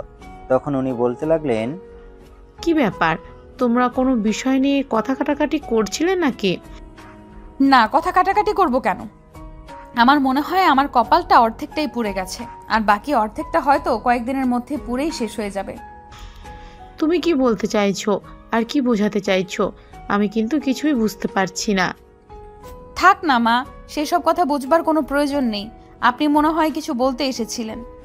হ্যাঁ, রাতের খাবারের আয়োজন করা হয়েছে, সবাই নিচে এসো, একসঙ্গে রাতের খাবার খাবো। কথাটা বলতে বলতে নীলের মা সেখান থেকে বের হয়ে নিজের রুমে চলে যায়। আর অপরদিকে নীলা নীলকে বলে, কি ব্যাপার, তুমি এখানে দাঁড়িয়ে থাকবে না রাতের খাবার খাওয়ার জন্য নিচে যাবে? হ্যাঁ, চলো যাওয়া যাক। কথাটা বলতে বলতে নীল আর নীলা দুজনেই নিচে চলে যায় রাতের খাবার খাওয়ার জন্য। সবাই খাবারের প্লেট সামনে নিয়ে বসে আছে। তখনই নীল বলে, বউ, তোমার খাবারটা আমি খাইয়ে দিই কেমন? আচ্ছা, আমার মনে হয় তুমি আমাকে এখনো আপন ভাবতে পারোনি, তাই না? আচ্ছা, আমি তো তোমার বর, আমি খাইয়ে দিলে সমস্যা কি? আরে বাবা, কোনো সমস্যা নেই, কিন্তু আমার তো হাত আছে, আর এখানে পরিবারের সবাই রয়েছে। আমি আমারটা খেয়ে নিচ্ছি, তুমি তোমারটা খেয়ে নাও। না, আমি তোমার কোনো কথাই শুনবো না। আগে আমি তোমাকে খাইয়ে দেব, তারপর আমি আমার নিজের খাবার খাবো। তাছাড়া তুমি মাছের কাঁটা বেছে খেতে পারবে না, গলায় কাঁটা বিঁধবে, তখন আমারই কষ্ট হবে। তুমি কি শুরু করেছো আমি সেটাই বুঝতে পারছি না। আমি কি ছোট বাচ্চা নাকি যে মাছের কাঁটা বেছে খেতে পারবো না? হ্যাঁ, বৌমা তো একদম ঠিক কথাই বলেছে। সে এখন যথেষ্ট বড় হয়েছে এবং নিজের খাবারটা নিজেই খেয়ে নিতে পারে। তাই আমার মনে হয় এখানে তোমার আধিক্যতা দেখানোর কোনো কিছুই নেই। বাবা, আমি আর আমার বউয়ের মাঝখানে একদম তুমি আসবে না। আমার বউয়ের গলায় কাঁটা বিঁধলে তোমার কষ্ট হবে না, আমার কষ্ট হবে। বুঝতে পেরেছো? হ্যাঁ, দুনিয়ায় তো তুমি একমাত্র পুরুষ যে কিনা একমাত্র বিয়ে করেছো। আর কোনো পুরুষ তো কোনোদিন বিয়ে করেনি। তাহলে আমরা বুঝবো কি করে, সেটা তুমি বলো। তারপর নীলের বাবা আর কোনো কথা না বলে নিজের খাবারটা শেষ করেন এবং দ্রুত স্থান ত্যাগ করেন, কারণ তিনি খুব ভালোভাবে বুঝতে পারছেন এখন ছেলের সামনে থাকলে ওনার এসব আধিক্যত দেখে মেজাজি খারাপ হয়ে যেতে পারে আর উল্টোপাল্টা কিছু বলতে পারে। এদিকে নীলা নিজের খাবারটা খাওয়ার চেষ্টা করলেও নীল তাকে সেটা করতে দিচ্ছিল না, নিজের হাতে নীলাকে খাইয়ে দিচ্ছিল। এভাবে কোনো ক্রমে খাবারের পালা শেষ হলো। খাওয়া দাওয়া শেষ হলে নীলা তার শাশুড়ি মাকে বলে, মা, আপনারা সবাই যার যার রুমে চলে যান, আমি রান্নাঘরের জিনিসপত্র গুছিয়ে তারপর আসছি। একদমই না। তুমি এসব কাজ করবে কেন? আমি তোমাকে বাড়ির বউ বানিয়ে নিয়ে এসেছি, চাকরানি নয়। এই তুমি একদম বেশি কথা বলবে না। এটা এখন থেকে আমার সংসার, তাই আমাকে সবকিছু বুঝে নিতে হবে। আর এটা সামান্য একটা কাজ, তাই আমি এটা করতেই পারি। না, একদমই নয়। তুমি বাড়িতে কোনো কাজ করবে না। আমি প্রয়োজন হলে তোমার জন্য আরও একটা আলাদা কাজের মেয়ে রাখবো। ছেলের এমন কথা শুনে নীলের মা তার ছেলের বউকে বলে, থাক মা, তোমার কোনো কাজ করার প্রয়োজন নেই। বাড়িতে যা কাজ আছে সব আমি একাই করে নিতে পারবো। তাছাড়া আমাদের বাড়িতে দুটো হেল্পিং হ্যান্ড রয়েছে, তাই কোনো সমস্যা হবে না, তুমি রুমে যাও। কিন্তু মা, আমি বাড়ির বউ, আমার কি কোনো দায়িত্ব নেই? তোমার একমাত্র দায়িত্ব হলো সারাক্ষণ আমার কাছাকাছি থাকা, আমায় ভালোবাসা। আমার কিন্তু একদম মেজাজ খারাপ হয়ে যাচ্ছে। তুমি যাবে আমার সামনে থেকে? যাব, তোকে তোমার সামনে থেকে নই, তোমাকে নিয়ে একদম রুমে চলে যাব। আর মা, তোমাকে একটা কথা বলার ছিল। আজ তো আমাদের বাসর রাত, তাহলে আমাদের ঘরটা এখনো সাজানো হলো না কেন? সবাই তো বিয়ে নিয়ে ব্যস্ত ছিলাম, তাই ডেকোরেশনের লোকের সঙ্গে কথা বলা হয়নি। আমি একটু আগে ফোন করেছি, তারা কিছুক্ষণের মধ্যেই চলে আসবে। আর রাত 10টা বাজার আর আগেই তোমার ঘর সাজিয়ে কমপ্লিট করে দেবে। এই কথাটা শোনা মাত্রই নীলের মুখে একরাশ বিরক্তির ছাপ দেখা দেয়। সে যেন কোনো কিছু বলতেও পারছে না আর সহ্য করতেও পারছে না। কি করবে সে নিজেই ভেবে পাচ্ছে না। তাই সে তার মাকে বলে, তোমাদেরকে আক্কেল জ্ঞান বলতে কোনো কিছু কোনোদিন হবে না নাকি? আমি সবেমাত্র একটা বিয়ে করলাম, আর তোমরা আমাদের বাসর ঘরটাই সাজাতে ভুলে গেছো। আরে মা তো বললো ডেকোরেশনের লোকদের ফোন করে বলা হয়েছে তারা কিছুক্ষণের মধ্যেই চলে আসবে। তাহলে তুমি এইভাবে উত্তেজিত হচ্ছ কেন? তাহলে কি করব আমি? তুমি নিজেই সেটা বলো। জীবনে একটা মাত্র বিয়ে করলাম, আর এখন কি না ঘর সাজানোর জন্য অপেক্ষা করতে হবে, আর ঘর সাজানো হওয়ার পর বাসর করতে যেতে হবে? এটা ভাবা যায়? নীলের এমন পাগলামি আর কথাবার্তা শুনে নীলার মেজাজ একদমই খারাপ হয়ে যাচ্ছিল। কিন্তু সে কি করবে? আজকে প্রথম দিন শ্বশুর বাড়িতে এসেছে, এখন তো মেজাজ দেখানো চলবে না। তাই সে কোনো রকমে নিজেকে কন্ট্রোল করে আর নীলকে বলে, প্লিজ তুমি নিজেকে একটু কন্ট্রোল করো। এইভাবে অধৈর্য হয়ে পড়ো না। এইভাবে অধৈর্য হয়ে পড়া কিন্তু আমার একদমই পছন্দ নয়। নীলার কথা নীলের কান পর্যন্ত পৌঁছাচ্ছে কিনা সেটা আদৌ বোঝা যাচ্ছে না, কারণ নীল তার মতো করে পাগলামো করেই চলেছে। আর তখনই হঠাৎ নীলের অন্য একটা বুদ্ধি উদয় হলো। সে তার মোবাইলটা বের করে তার বন্ধুদের ফোন করতে শুরু করলো। দোস্ত, বিয়ে তো করে ফেলেছি, বউ নিয়ে বাড়িতে চলে এসেছি। কাল বৌভাতের অনুষ্ঠান, তোরা আসবি কিন্তু। কি বলছিস দোষ? আমাদের চিরকুমার বন্ধু বিয়ে করে ফেলেছে? এটাও ভাবা যায় নাকি? আচ্ছা যাই হোক, তুই কোনো চিন্তা করিস না। তুই যখন বিয়ে করেছিস তখন আমরা নিশ্চয়ই আসবো দাওয়াত খেতে। হ্যাঁ, আরেকটা কথা বলে দিচ্ছি তোদের, আমার বউ কিন্তু আমেরিকা থেকে পড়াশোনা করে এসেছে এবং যথেষ্ট সুন্দরী। তোরা কিন্তু আবার ক্রাশ খেয়ে বসিস না। কি যে বলিস না দোস্ত, তোর বউয়ের ওপর আমরা ক্রাশ খেতে যাবো কেন? আর তোর বউয়ের ওপর যদি ক্রাশ খাই তাহলে আমাদের বউ আমাদেরকে ঘরে থাকতে দেবে? আচ্ছা ঠিক আছে, এখন রাখছি, কাল যথাসময়ে চলে আসিস। অতঃপর নীল তার একটার পর একটা বন্ধুকে ফোন করতেই থাকে, আর এভাবেই বলতে থাকে। দেখতে দেখতে রাত প্রায় 10টার মতো বেজে গেল। এদিকে ডেকোরেশনের লোকদের কাজও শেষ হয়ে গেছে, আর তখনই তার মা সেখানে এসে বলে, এই লিন, তোমার ঘর সাজানোর কাজ শেষ, এবার চাইলে তুমি ঘরে যেতে পারো। বলো কি মা, ঘর সাজানোর কাজ শেষ? ওকেই। কথাটা বলেই নীল আর 1 সেকেন্ডও দেরি না করে নীলাকে সেখান থেকেই পাঁজা কোলে তুলে নেয় এবং হন্তদন্ত হয়ে নিজের রুমে ছুটে যায়। নীলের এমন ভাব দেখে নীলা বলে, এই, তুমি কি আসলে মানুষ নাকি অন্য কিছু? আমি তো সেটাই বুঝতে পারছি না। মানুষ কতটা নির্লজ্জ হলে এরকম কাজ করতে শুরু করে, আমার তো সেটাই জানা নেই। আরে আমি অত কিছু জানি না, আর জানতেও চাই না। তুমি কি জানো আর কি জানতে চাও সেটা আমায় বলো তো। আজ আমাদের বাসর রাত, সারা রাত আমি তোমাকে অনেক আদর করব, সারা রাত গল্প করব, আর না ঘুমিয়ে কাটিয়ে দেব। তোমার মাথায় এইসব কথা কে ঢুকিয়েছে এটা আমায় বলো তো। কে আবার ঢুকাবে? আমার বন্ধুরা আছে না, তারা তো সবাই বিয়ে করেছে, অনেক দিন হয়েছে, সবারই তো 2-1টা করে বাচ্চা কাচ্চা আছে, কিন্তু আমি তো বিয়েটাই করতে পারলাম না, তাই আমার বন্ধুরা আমাকে এসব শিখিয়েছে। তাহলে তুমি একটা কাজ করো, তুমি তোমার বন্ধুদের কাছেই চলে যাও, আর বন্ধুদের সঙ্গে এইসব কিছু করিও না। আমাকে দিয়ে এইসব হবে না, আমি খুবই টায়ার্ড, আমাকে ঘুমাতে দাও। আরে বউ আমার, এসব তুমি কি বলতেছো? তখন নীলা নীলের কথার কোনো উত্তর না দিয়ে চুপচাপ বিছানায় শুয়ে ঘুমিয়ে পড়ছিল। এমন সময় নীল আস্তে আস্তে তার পাশে গিয়ে বসে আর তার হাতটা ধরে বলতে থাকে, লক্ষ্মী বউ আমার, দয়া করে তুমি আমার সঙ্গে এরকমটা করো না। দেখো, তুমি আমার 10টা না 5টা না একটা মাত্র বউ। তুমি যদি আমার সঙ্গে এরকম করো তাহলে আমি কোথায় যাব? তোমার কি যে আমি তোমার সঙ্গে কি রকম ব্যবহার করি যাতে তুমি খুশি হও? আজ তো আমাদের বাসর রাত, তাই না? আমি চাইবো আজ রাত তুমি ঘুমাবে না, সারা রাত আমার সঙ্গে গল্প করবে, আমায় আদর করবে, ভালোবাসা দিবে। ও তাই নাকি? আচ্ছা ঠিক আছে, কোনো সমস্যা নেই। তুমি আমাকে একটা কথা বলো তো, এর আগে তুমি কয়জনের আদর ভালোবাসা নিয়েছো? আরে তবা তবা, আস্তাগফিরুল্লাহ, এগুলো তুমি কি বলছো? আমি তো ভাবতেই পারছি না, যেখানে আমি একটা প্রেম পর্যন্ত করলাম না, আর সেখানে তুমি বলছো কয়জনের ভালোবাসা নিয়েছি। এই কথাগুলো তুমি আমাকে বলতে পারলে?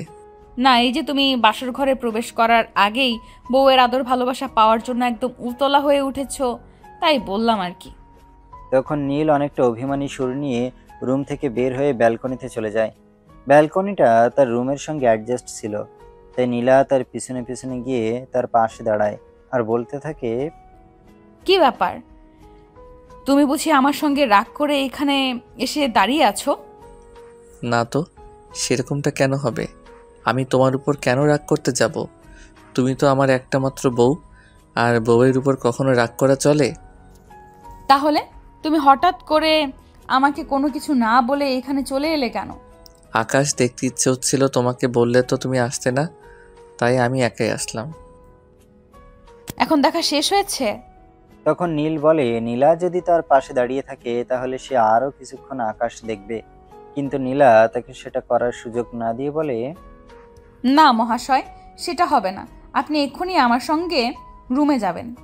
তখন নীলার কোনো কথা না বলে চুপচাপ নীলার রুমে চলে আসে, কারণ সে চায় না নীলা রেগে যাক। তার ভালোবাসার মানুষটি সবসময় তার সঙ্গে মধুময় ব্যবহার করুক, এটাই তার চাওয়া। তাই সে নীলার সঙ্গে কোনো রকম তর্কে জড়ায় না। নীল রুমে এসে বিছানা পেতে শুয়ে পড়তে চাইছিল, এমন সময় নীলা তাকে বলে, কি ব্যাপার, তুমি ঘুমানোর প্রস্তুতি কেন নিচ্ছ? বাসর রাতে বউ যদি তার সঙ্গে রোম্যান্স করার পারমিশন না দেয় তাহলে কি করতে পারি সেটা তুমিই বলো। আচ্ছা, তুমি এত বোকা কেন? কোন হাদিসে লেখা আছে বউয়ের কাছ থেকে পারমিশন নিয়ে তাকে আদর করতে হবে? কোন হাদিসে লেখা আছে কিনা সেটা আমি জানি না, আর সত্যি বলতে জানতেও চাই না, কিন্তু আমি শুধু একটা কথাই জানি, যে আমি আমার বউয়ের ইচ্ছায় বেঁচে তো কোনো কিছুই করতে চাই না। হয়েছে, এবার আর ন্যাকা সাজতে হবে না, একটু কাছে এসো। কথাটা বলেই নীলা নীলের আরো কাছে এসে বসে, আর সে আস্তে আস্তে নীলের হাতটা তার বুকের ওপর রাখে। নীল তখন দেখতে পায় নীলার বুকে একদম ধড়পড়ানি শুরু হয়ে গেছে। তাই সে নীলাকে বলে, কি ব্যাপার, তোমার কি শ্বাসকষ্টের সমস্যা আছে নাকি? তুমি এত কিছু বোঝো আর এটা বোঝো না? এটাকে শ্বাসকষ্ট বলে না। এই প্রথমবার জীবনে কোনো পুরুষ মানুষের ছোঁয়া পেয়েছি তো, তাই একটু এরকম লাগছে। আস্তে আস্তে ঠিক হয়ে যাবে। ও তাই নাকি? তার মানে তুমি আমাকে এটা বোঝাতে চাইছো যে তোমায় যদি বেশি আদর করি তাহলে তোমার ওইসব ঠিক হয়ে যাবে, তাই না? হাদারাম একটা, যেন কোনো কিছুই বোঝো না। ফিটার খায়। নীল নীলাকে কাছে টেনে নেয় আর তাকে আদর করতে শুরু করে। সে যেই না নীলার কানের কাছে মুখটা নিতে চায় তখনই চোখ পড়ে তার নীলার ঘাড়ের দিকে। নীলার ঘাড়ে ভীষণ সুন্দর একটা তিল। সেটা থেকে নীল বলে, এই নীলা, তোমার ঘাড়ে তো অনেক সুন্দর একটা তিল। হ্যাঁ, ছোটবেলায় যখন আমার মা আমাকে গোসল করিয়ে দিত তখন মা প্রায়ই বলতো আমার গায়ের তিলটা নাকি অনেক সুন্দর, কিন্তু দুর্ভাগ্যবশত সেইটা আমার ঘাড়ে হওয়ার কারণে আজ পর্যন্ত নিজের চোখে দেখতে পারলাম না আসলেই কতটা সুন্দর। হ্যাঁ নীলা, তোমার মা একদম ঠিক কথাই বলতো। এই তিলটা তোমার পুরো ঘাড়টাকে অন্যরকম করে দিয়েছে। কথাটা বলে নীল সেই জায়গাটাতে আলতো করে একটা কিস করে, আর তখনই নীলার পুরো শরীর কেঁপে ওঠে। এটা কি করছো? এভাবে কেউ কিস করে? আমি পাগল হয়ে যাব তো। আমার মেন্টাল হসপিটালে তোমায় ভর্তি করিয়ে দেব, নো টেনশন। কথাটা বলে নীল আস্তে আস্তে নিচের দিকে যেতে থাকে। নীল যেই না নীলার ব্লাউজের বোতামগুলো খুলতে যাবে অমনি নীলা বলে ওঠে, এই কি করছো তুমি? তুমি আমার ব্লাউজের বোতাম খুলছো কেন?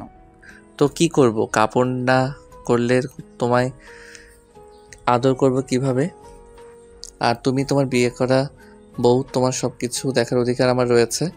কিন্তু ঘরের লাইট জ্বালানো, আমার খুব লজ্জা করছে। তুমি যদি বলো তাহলে আমি ঘরের লাইট অফ করে দিতে পারি। আরে না, একদমই নয়। তুমি করে লাইট অফ করার চেষ্টাও করবে না, কারণ অন্ধকার আমি প্রচণ্ড ভয় পাই। তাহলে আমি কি করতে পারি তুমি নিজেই সেটা আমাকে বলে দাও না। আমি তোমাকে ভালো জ্বালিয়েও দেখতে পারবো না, অন্ধকারেও রাখতে পারবো না। কি করতে পারি বলো? আচ্ছা ঠিক আছে, কোনো সমস্যা নেই, লাইট অন থাকুক, কিন্তু অফ করলে আমি ভয় পেয়ে যাব।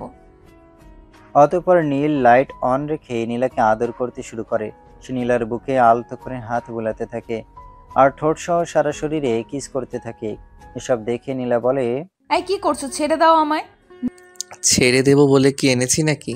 নীল, আমি তোমার নিজেকে ধরে রাখতে পারছি না। তুমি তো আমাকে একদম পাগল বানিয়ে ছেড়ে দিবে দেখছি।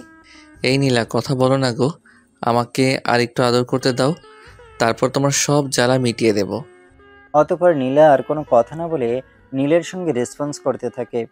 এদিকে দেখতে দেখতে দুজনেরই সময় আসন্ন হয় এবং তারা ভালোবাসার গভীর সমুদ্রে তলিয়ে যায়। তাদের ভালোবাসার আদান প্রদান শেষ হলে একে অপরকে জড়িয়ে ধরে ঘুমিয়ে পড়ে।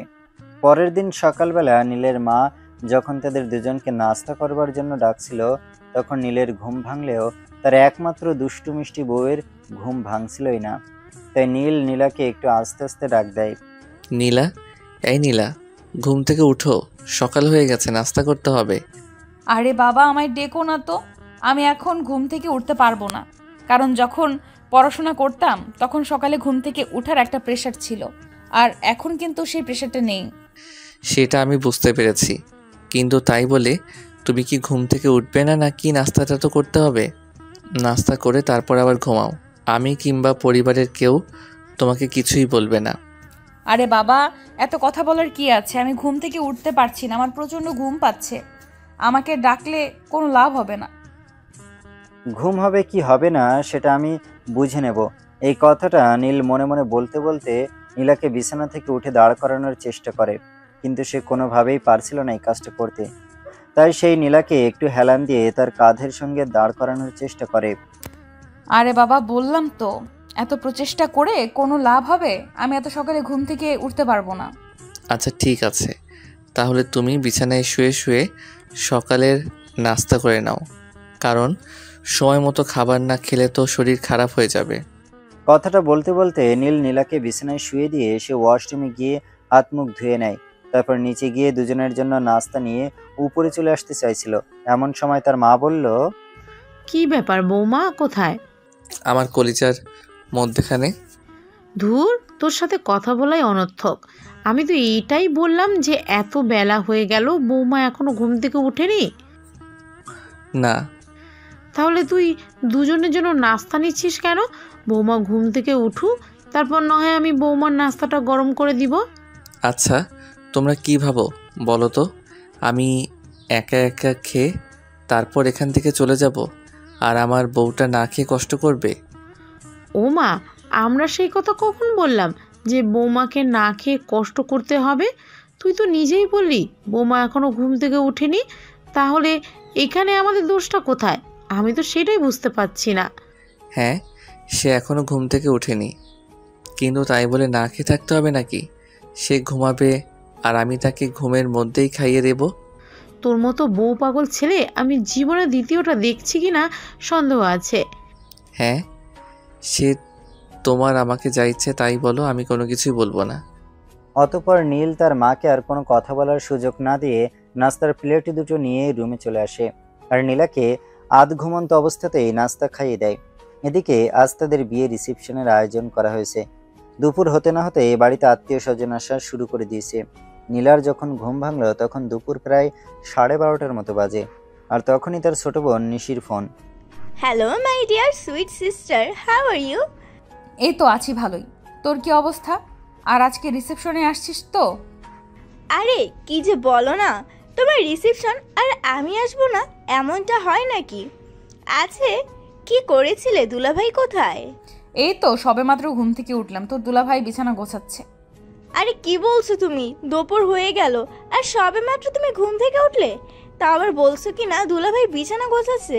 এটা হয় নাকি? কেন এত অবাক হওয়ার কি আছে? আমি তো সবসময় এমনটাই চেয়েছিলাম আর এরকমটাই তো পেলাম।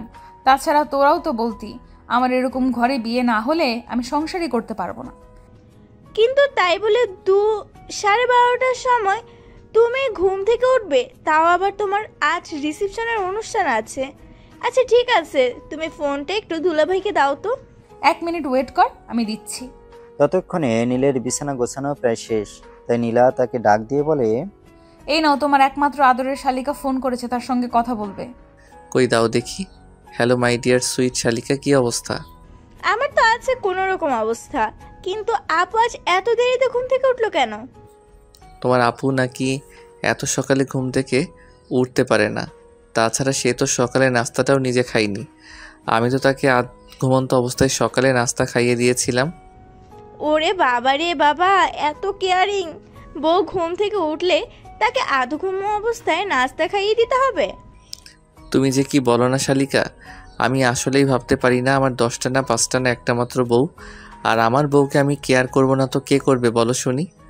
হ্যাঁ সেটাও তো কথা, আপনার তো 10টা 5টা বউ নাই যে অন্য কেউ কেয়ারিং করবে। আচ্ছা ওসব কথা বাদ দাও শালিকা, তো আসছো কখন সেটাই বলো। তখন নিশি বলতে থাকে তারা কিছুক্ষণ পরে বাড়ি থেকে রওনা দেবে, কারণ নীলের বাড়ি থেকে তাদের বাড়ি অনেক দূর, যেতে যেতে রিসেপশনের সময় হয়ে যাবে। অতঃপর দুলাভাইয়ের কথা শেষ হলে নীল নীলাকে বলে, ফ্রেশ হয়ে এসো নাকি আমি তোমায় ফ্রেশ করিয়ে দেব? না মহাশয়, সেটার কোনো প্রয়োজন হবে না, কারণ আমি খুব ভালো করেই জানি এখন আমি যখন ফ্রেশ হতে যাব তখন যদি আপনি আমার সামনে থাকেন আর আমাকে বিবস্ত্র অবস্থায় দেখতে পান তখন তো আপনার আবার উল্টাপাল্টা কিছু করতে মন চাইবে। কিন্তু আজ তো রিসেপশন আছে, তাই এইসব করা এখন আর চলবে না, বুঝতে পেরেছেন? হ্যাঁ সেটাও সঠিক, কিন্তু তোমার যদি কোনো সমস্যা হয় তাহলে আমি রুমেই আছি, আমায় ডেকে নিও। অতঃপর নীল নীলাকে তার কাপড় চোপড় দেয়াল সব গুছিয়ে দেয়, আর নীলা এইসব কিছু নিয়ে ওয়াশরুমে প্রবেশ করে। প্রায় আধা ঘন্টা পরে নীলা ওয়াশরুম থেকে বের হয়, আর তখনই তাদের রুমের দরজার সামনে কারোর গলার আওয়াজ শোনা যায়। এই নীল, দরজাটা খোল, বৌমা ঘুম থেকে উঠেছে। হ্যাঁ এই তো নীলা ফ্রেশ হয়ে এসেছে, কেন কি হয়েছে?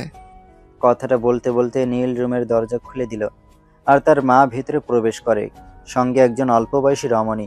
তাকে দেখেই নীল বলে ওঠে, কি ব্যাপারে, এতদিন আমি বিয়ে করতে চাইছিলাম আর তোমরা আমাকে বিয়ে করাতে চাইলে না, আর এখন গতকাল একটা বিয়ে করে নিয়ে আসলাম, আজকে আবার এক সুন্দরী রমণীকে আমার সামনে দাঁড় করাচ্ছ কেন বলো তো? তুই জীবনেও মানুষ হবি বলে আমার মনে হয় না। এটা পার্লারের মেয়ে, তোর বাবা ওকে আসতে বলেছিল। ও আমি বিষয়টা বুঝতে পেরেছি। কিন্তু আমার প্রশ্ন হলো, পার্লারের মেয়ে আমাদের বাড়িতে কেন? সে এখানে থাকবে নাকি? নীলের এমন পাগলামি কথায় তার মা প্রচণ্ড ক্ষেপে গিয়ে বলতে থাকে, এইটা আমাদের বাড়ি নাকি অনাথ আশ্রম যে এখানে রাস্তার মানুষকে তুলে এনে জায়গা দেওয়া হবে? আমি যতদূর জানতাম এটা আমাদের বাড়ি, কিন্তু তোমরা যে অনাথ আশ্রম বানাতে চাইছো সেটা তোমার জানা ছিল না। যাই হোক, আর কিছু বলবে? আমি তোকে বলবো না, বৌমাকে বলতে এসেছি, সর আমার সামনে থেকে। এই কথাটা বলে নীলের মা নীলকে সামনে থেকে ধাক্কা দিয়ে সরিয়ে দিয়ে নীলার কাছে চলে যায়। আর তারপর তিনি নীলাকে বলতে থাকেন, বৌমা, তোমার শ্বশুরমশাই এই মেয়েটাকে পার্লার থেকে বুকিং করে রেখেছিল তোমাদের বৌভাতের অনুষ্ঠানে তোমাকে সাজাবে বলে। মেয়েটা চলে এসেছে, তুমি রেডি তো? হ্যাঁ মা, আমি একদম রেডি। এই তো ফ্রেশ হয়ে আসলাম। আচ্ছা মা, সকালবেলা তো আমি ঘুম থেকে উঠতে পারিনি। আপনারা সবাই সকালে নাস্তা করেছিলেন তো? আরে তুমি তো বড় স্বার্থপর, আমি তোমাকে এত কষ্ট করে নাস্তা খাইয়ে দিলাম, তুমি আমাকে জিজ্ঞাসা করলে না আমি নাস্তা খেয়েছি কিনা, আর বাড়ির সবার কথা জিজ্ঞাসা করছো। আচ্ছা বাবা, ঠিক আছে, আমার ভুল হয়ে গেছে। আর কখনোই আমি কারোর কথা জিজ্ঞেস করব না। এখন তুমি রুম থেকে বের হও। আরে বউ, তুমি এভাবে কথা বলছো কেন? আমি কেন রুম থেকে বের হব? তুমি দেখতে পাচ্ছ তো পার্লার থেকে মেয়েটা আমাকে সাজাতে এসেছে। তুমি যদি রুম থেকে বের না হও তাহলে মেয়েটা তার কাজ শুরু করবে কিভাবে? না বাবা, আমি রুম থেকে বের হতে পারবো না। আমি রুম থেকে চলে গেলে মেয়েটা তোমাকে কিভাবে না কিভাবে সাজিয়ে দিয়ে চলে যাবে, আর তখন বন্ধুদের সামনে আমার মান সম্মান থাকবে না। তাই আমি তোমার সামনে বসে থেকে সবকিছু দেখব। তখনই নীলের বাবা সেখানে এসে উপস্থিত হয় আর নীলকে মুখ ভেঙচি দিয়ে বলে, না, সেটা হবে না। এই মেয়েটা যথেষ্ট স্বনামধন্য একটা পার্লারে চাকরি করে, আর আমি তার রিভিউ দেখে কন্ট্যাক্ট করেছি। কিন্তু বাবা, তাই বলে আমি বউকে রুমে একা রেখে বাইরে চলে যাব? তুই যাবি নাকি আমি তোকে ঘাড় ধাক্কা দিয়ে রুম থেকে বের করে দিব? সেটা হলে তুই খুশি হবি? তোমরা আমার সঙ্গে কেন এরকমটা করছো? আমি তো সেটাই বুঝতে পারছি না। এটা আমার বাড়ি, আমার রুম, আর তোমরা এখানেই আমাকে হুমকি দিচ্ছ। এতক্ষণ তো শুধু মুখে বলেছি, আর তুই যদি এখন আমাদের কথা না শুনিস তাহলে হয়তো হাত চালাতেও বাধ্য হব। না বাবা, তোমরা দয়া করে এরকম কিছু করো না, তাহলে বউয়ের সামনে মান ইজ্জত বলতে আর কোনো কিছুই থাকবে না। তাহলে রুম থেকে বের হও বলছি। তখন নীল আর কোনো উপায়ান্তর না দেখে রুম থেকে বের হয়ে ছাদে চলে যায়। অপরদিকে তার মা ও বাবা পার্লারের মেয়েকে কিভাবে সাজিয়ে দিতে হবে সেটা বুঝিয়ে দিয়ে রুম থেকে চলে যায়। এদিকে ছাদে বসে বসে নিজের মাথায় যত উদ্ভট বুদ্ধি চিন্তা আসছে। যদি ভালো মেয়ের সাজানো তার পছন্দ না হয় তাহলে সে নিজেই তার বউকে সাজিয়ে নেবে। আরও বেলা বেলা বেলা। এদিকে দেখতে দেখতে তার বউয়ের সাজ কমপ্লিট হয়ে যায় আর পার্লারের মেয়েটা নীলের মায়ের কাছ থেকে পেমেন্ট নিয়ে চলে যায়। আর তখন তার মা তাকে ডাকতে আসে। এই নীল, এবার রুমে গিয়ে দেখ তো তোর বইয়ের সাজ পছন্দ হয়েছে কিনা। আচ্ছা ঠিক আছে, যাচ্ছি। কথাটা বলতে বলতে নীল রুমে প্রবেশ করে এবং রুমে ঢুকেই তো সে একদম শিহরিত। সে যেন নিজের বউকে চিনতেই পারছে না, তাই চিৎকার করে বলে ওঠে, এই মেয়েকে তুমি আর এখানে আসলে কিভাবে? এই তুমি পাগল হয়ে গেলে নাকি? আমাকেই চিনতে পারছো না? আমি তোমার বউ নীলা। তুমি নীলা? ও আচ্ছা, যাই হোক, আমি এতক্ষণে বিষয়টা বুঝতে পেরেছি। আসলে তুমি তো এমনিতেই অনেক সুন্দরী, মেকআপ করার পর আর তোমাকে চেনাই যাচ্ছিল না। এখন তুমি একটু চট করে রেডি হয়ে নাও দেখি, এইদিকে তো রিসেপশনের সময় হয়ে যাচ্ছে। হ্যাঁ, তুমি জাস্ট 2 মিনিট ওয়েট করো, আমার আবার রেডি হতে এত সময় লাগে না। কথাটা বলতে বলতে নীল আলমারি থেকে পাঞ্জাবিটা বের করে পরে নিল আর সেই সঙ্গে হাতে একটা ঘড়ি আর একটু পারফিউম লাগিয়ে দিল। সেই সঙ্গে একটু চুলটাকে সেট করে নিল আর তারপর নীলার দিকে তাকিয়ে বলতে লাগলো, দেখো তো আমায় কেমন লাগছে। মাশাআল্লাহ, তোমাকে অনেক সুন্দর লাগছে। এদিকে দেখতে দেখতে রিসেপশনের সময় হয়ে এসেছে। নীল এবং নীলা দুজনে রিসেপশনের অনুষ্ঠানে যাওয়ার জন্য প্রস্তুত। আর তখনই নীলার একমাত্র ছোট বোন নিশি এসে সেখানে উপস্থিত হয় আর তাদের দুজনকে একসঙ্গে দেখেই বলে ওঠে, মাশাআল্লাহ, একদম পারফেক্ট জুটি। আল্লাহ তাআলা তোমাদের দুজনকে সৃষ্টি করেছিলেন হয়তো। এ আমার সংসারে নজর দিবি না বলে দিলাম। আরে আমি তোমার ছোট বোন, আমি কি তোমার সতীন নাকি যে তোমার সংসারে নজর দিতে যাব? একদম চিন্তা করো না দুলা ভাই, কিন্তু তোমায় বড্ড ভালোবাসে। যাই হোক, নিচে চলো, সবাই চলে এসেছে, তোমাদের জন্য ওয়েট করছে। অতঃপর নিশি তাদের দুজনকে অনুষ্ঠানে চলে যায়। দেখতে দেখতে নীলের সকল বন্ধু বান্ধব সেখানে চলে আসে, আর নীল তাদের সবার সঙ্গে নীলাকে পরিচয় করিয়ে দিতে থাকে। দোস্ত, ভাবে কিন্তু আসলেই মাসাল্লাহ অনেক সুন্দরী। এই দেখ, তোদেরকে আগেই বলে দিয়েছি যাই কিছু করিস না কেন আমার বউয়ের দিকে কিন্তু একদম নজর দিবি না, তাহলে কিন্তু তোদের কপালে খারাপ আছে বলে দিলাম। আরে বাল, তোর সঙ্গে কোনো কথাই বলা যায় না। আমাদের ঘরেও তো বউ আছে। তোর বউয়ের সাথে এটিস পিসেস করতে গেলে আমাদের কপালে যে কতটুকু খারাপ হবে সেটা তো তুই ভাবতেও পারিস না। আচ্ছা যাই হোক, শোন, যেটা তোদের বলতে চাই, আমি তাদের বিয়েতে দাওয়াত খেতে খেতে তোদের কাছে ঋণী হয়ে গেছি। তোদের আজ যার যেরকম ইচ্ছা হয় সেরকম খেয়ে যাবি কিন্তু। সেটা আর তোকে কষ্ট করে বলতে হবে না দোস্ত, সেই ব্যাপারে আমি একদম অ্যালার্ট। আর তুই তো খুব ভালো করেই জানিস যে আমি মোটামুটি ভালোই খেতে পারি। হ্যাঁ, সেটার বলতে। যাই হোক, আমার বউটা একা একা দাঁড়িয়ে আছে, আমি আমার বউয়ের কাছে যাই। এই কথাটা বলে নিলয়কে আর কোনো কথা বলার সুযোগ না দিয়ে নীল সেখান থেকে সোজা নীলার কাছে চলে আসে, আর নীলার পাশে দাঁড়িয়ে বলে, কি ব্যাপার, অনেকক্ষণ ধরে একা একা দাঁড়িয়ে আছো? আমায় মিস করছিলে নাকি? আচ্ছা, তোমার কি এইসব ছাড়া আর কোনো কথা নেই নাকি? আমি তো সেটাই বুঝতে পারছি না, সারাক্ষণ শুধু এইসব ফাজলামো মার্কা কথাবার্তা। আরে ফাইজলামো আমি কখন করলাম? আমি তো অনেকক্ষণ ধরে তোমার পাশে নেই, তাই বলছিলাম তুমি আমাকে মিস করছিলে কিনা। তখনই পাশ দিয়ে নীলার ছোট বোন হেঁটে যাচ্ছিল। তাদের এরকম কথাবার্তা শুনে এসে বলে, কি ব্যাপার দুলা ভাই, বউকে চোখে হারাচ্ছেন নাকি? হ্যাঁ, সে আর বলতে, তুমি তো খুব ভালো করেই জানো যে আমার একটা মাত্র বউ। বউকে যদি চোখে না হারাই তাহলে কাকে চোখে হারাবো তুমি বলো? তাহলে একটা কাজ করুন না, এখানে দাঁড়িয়ে দাঁড়িয়ে সময় কেন নষ্ট করছেন? বউকে নিয়ে রুমে চলে যান আর দুজন পার্সোনাল টাইম কাটান। তখনই নীলা নিশির মাথায় একটা থাপ্পড় মেরে বলতে থাকে, এই, তোদের দুটোর মাথায় কি শয়তানি বুদ্ধি ছাড়া আর কোনো কিছুই নেই নাকি রে? আরে আমি আবার কি করলাম? তুমি আমাকে মারলে কেন? দুলাভাই বলছিল তাই তো বললাম। দেখতে পাচ্ছিস এখানে কত মানুষজন, আর এখানে তোদের এইসব কথাবার্তা বলতে একদমই লজ্জা করে না নাকি? যাক বাবা, তোমাদের যা ইচ্ছে তোমরা তাই করো। আমি আর এখানে এক মুহূর্ত দাঁড়াচ্ছি না, কারণ এখানে দাঁড়িয়ে দাঁড়িয়ে মার খাওয়ার মতো কোনো ইচ্ছে আমার নেই। বলে নিশি সেখান থেকে কেটে পড়ে, আর নীল নীলার পাশে দাঁড়িয়ে ঘ্যানর ঘ্যানর করতেই থাকে, যেটা দেখে নীলা একসময় অনেক বিরক্ত হয়ে নীলকে বলে, তুমি যদি এখন তোমার মুখটা বন্ধ না রাখো তাহলে কিন্তু আমি বাবা মায়ের সঙ্গে এখান থেকে বাড়িতে চলে যাব বলে দিলাম। আরে বউ, এসব তুমি কি বলছো? তুমি চলে যাবে মানে? বাড়ি তুমি চলে গেলে আমি কাকে নিয়ে থাকবো? সেটা তো তোমার ব্যক্তিগত ব্যাপার, সেটা তো আর আমি বলতে পারবো না। লক্ষ্মী বউ আমার এমন কথা বলে না, তুমি চলে গেলে আমি কাকে নিয়ে থাকবো?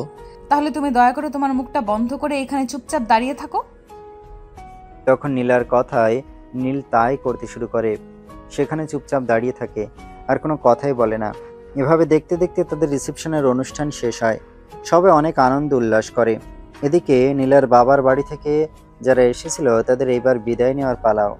তখনই তার ছোট বোন নিশি এসে সেখানে উপস্থিত হয় আর বলে, দুলাভাই আমরা তো চলে যাচ্ছি, আমার একমাত্র বোনের যত্ন নিতে পারবেন তো, নাকি আমাদের সঙ্গে নিয়ে চলে যাব? আরে যত্ন নিতে পারবো মানে 100 বার পারবো, এইসব কিছু নিয়ে তোমাকে কোনো চিন্তা করতে হবে না, তুমি নিশ্চিন্তে যেতে পারো। হ্যাঁ, সাবধানে যাস, আর তোর এই ফাজিল মার্কা দুলাভাইয়ের সঙ্গে যত কথা কম বলবি আমি ততই খুশি হব। তখন নিশি আর কোনো কথা না বলে একটু মুচকি হাসি দিয়ে সেখান থেকে চলে যায়, আর নীল তখনই নীলাকে বলতে থাকে, কি ব্যাপার, কি সমস্যা তোমার? তুমি আমার একমাত্র শালিকাকে আমার সঙ্গে কথা বলতে মানা করলে কেন? কারণ আমি চাই না দুটো শয়তানের হাড্ডি একসাথে কোনো কাজ করুক। তার মানে তুমি আমাকে শয়তান বলছো, তাই না? আচ্ছা ঠিক আছে, আমি তোমাকে এই বিষয়ে কিছুই বলবো না, তোমার যা ইচ্ছে হয়। তারপর নীল আর কোনো কথা বলেনি। সব মেহমান চলে যাওয়ার পর নীল আর নীলা তাদের রুমে চলে আসে, আর ড্রেস চেঞ্জ করে নীলা যেই না বিছানার উপর বসতে যাবে তখনই নীল বলে, আমি তোমার জন্য খাবার নিয়ে আসি, তখন তো খেতে পারলে না ঠিক করে। না, এখন আমার ক্ষুধা নেই, আমি খাবো না। তাছাড়া এখন যদি আমি খাবার খাই তাহলে তো একটু পর তোমার সঙ্গে রোম্যান্স করতে পারবো না, শরীর ভারী হয়ে যাবে। তখন নীল বলতে থাকে, এখন যদি সে তার বউয়ের সঙ্গে রোমান্স করতে না পারে তাহলে ভোর রাত্রে করবে, নয়তো সকালে, কিন্তু তাই বলে আর বউ না খেয়ে থাকবে এটা তো সে মেনে নিতে পারবে না। তাই সে তার বউয়ের কোনো কথা উপেক্ষা না করেই নিচে চলে যায়, আর সেখান থেকে খাবার নিয়ে চলে আসে। রুমে এসে দরজাটা লক করে খাবারটা মেখে নীলার মুখের সামনে ধরে বলে, এই নাও লক্ষ্মী বউ, আমার খাবারটা খেয়ে নাও, তা না হলে তোমার শরীর খারাপ করবে। তোমাকে তো বললাম আমি এখন খাবো না, তারপরও তুমি কেন খাবার আনতে গেলে? আরে বাবা, তখন আমি দেখলাম তুমি খাবারটা ঠিক মতো খেতে পারোনি। আমার বন্ধুরা আশপাশ থেকে সবাই ফাইজলামো করছিল, তাই এখন তুমি আর না করো না, খাবারটা খেয়ে নাও। তখন নীলা নিরুপায় হয়ে খাবারটা খেয়ে নেয়, কারণ সে খুব ভালো করে জানে এখন যদি সে না বলে তাহলে নীল তার কোনো কথাই শুনবে না। সে জোর করে হলেও নীলাকে খাবারটা খাইয়ে দেবে। খাওয়া দাওয়া শেষ হলে দুজন ঘুমিয়ে পড়ে। এরপর চলে গেল প্রায় 1 সপ্তাহ মতো। ইতিমধ্যে নীল বাড়িতেই রয়েছে, অফিস বা অন্য কোনো কাজের ক্ষেত্রে থাকে তেমন দেখা যায়নি। গতকাল রাত্রে যখন সবাই মিলে একসাথে রাতের খাবার খাচ্ছিল তখন তার বাবা বলে, বিয়ে তো করেছে 1 সপ্তাহের বেশি হয়ে গেল, এতদিন তো বাড়িতেই ছিল, তাই বলেছিলাম আগামীকাল থেকে যদি অফিসে জয়েন করতে। আচ্ছা ঠিক আছে, দেখছি কি করা যায়। কথাটা বলে রাতের খাওয়া শেষ করে নীল রুমে চলে আসে। আর পরের দিন সকাল হতে না হতেই সে নীলাকে ডাকতে শুরু করে। নীলা, এই নীলা, ঘুম থেকে উঠো, অফিসে যেতে হবে। অফিসে যেতে হবে না, যাও তো। এখানে আমাকে বলবার কি আছে? তোমাকে বলবার কি আছে মানে, আমি কি একা একা অফিসে যাব নাকি?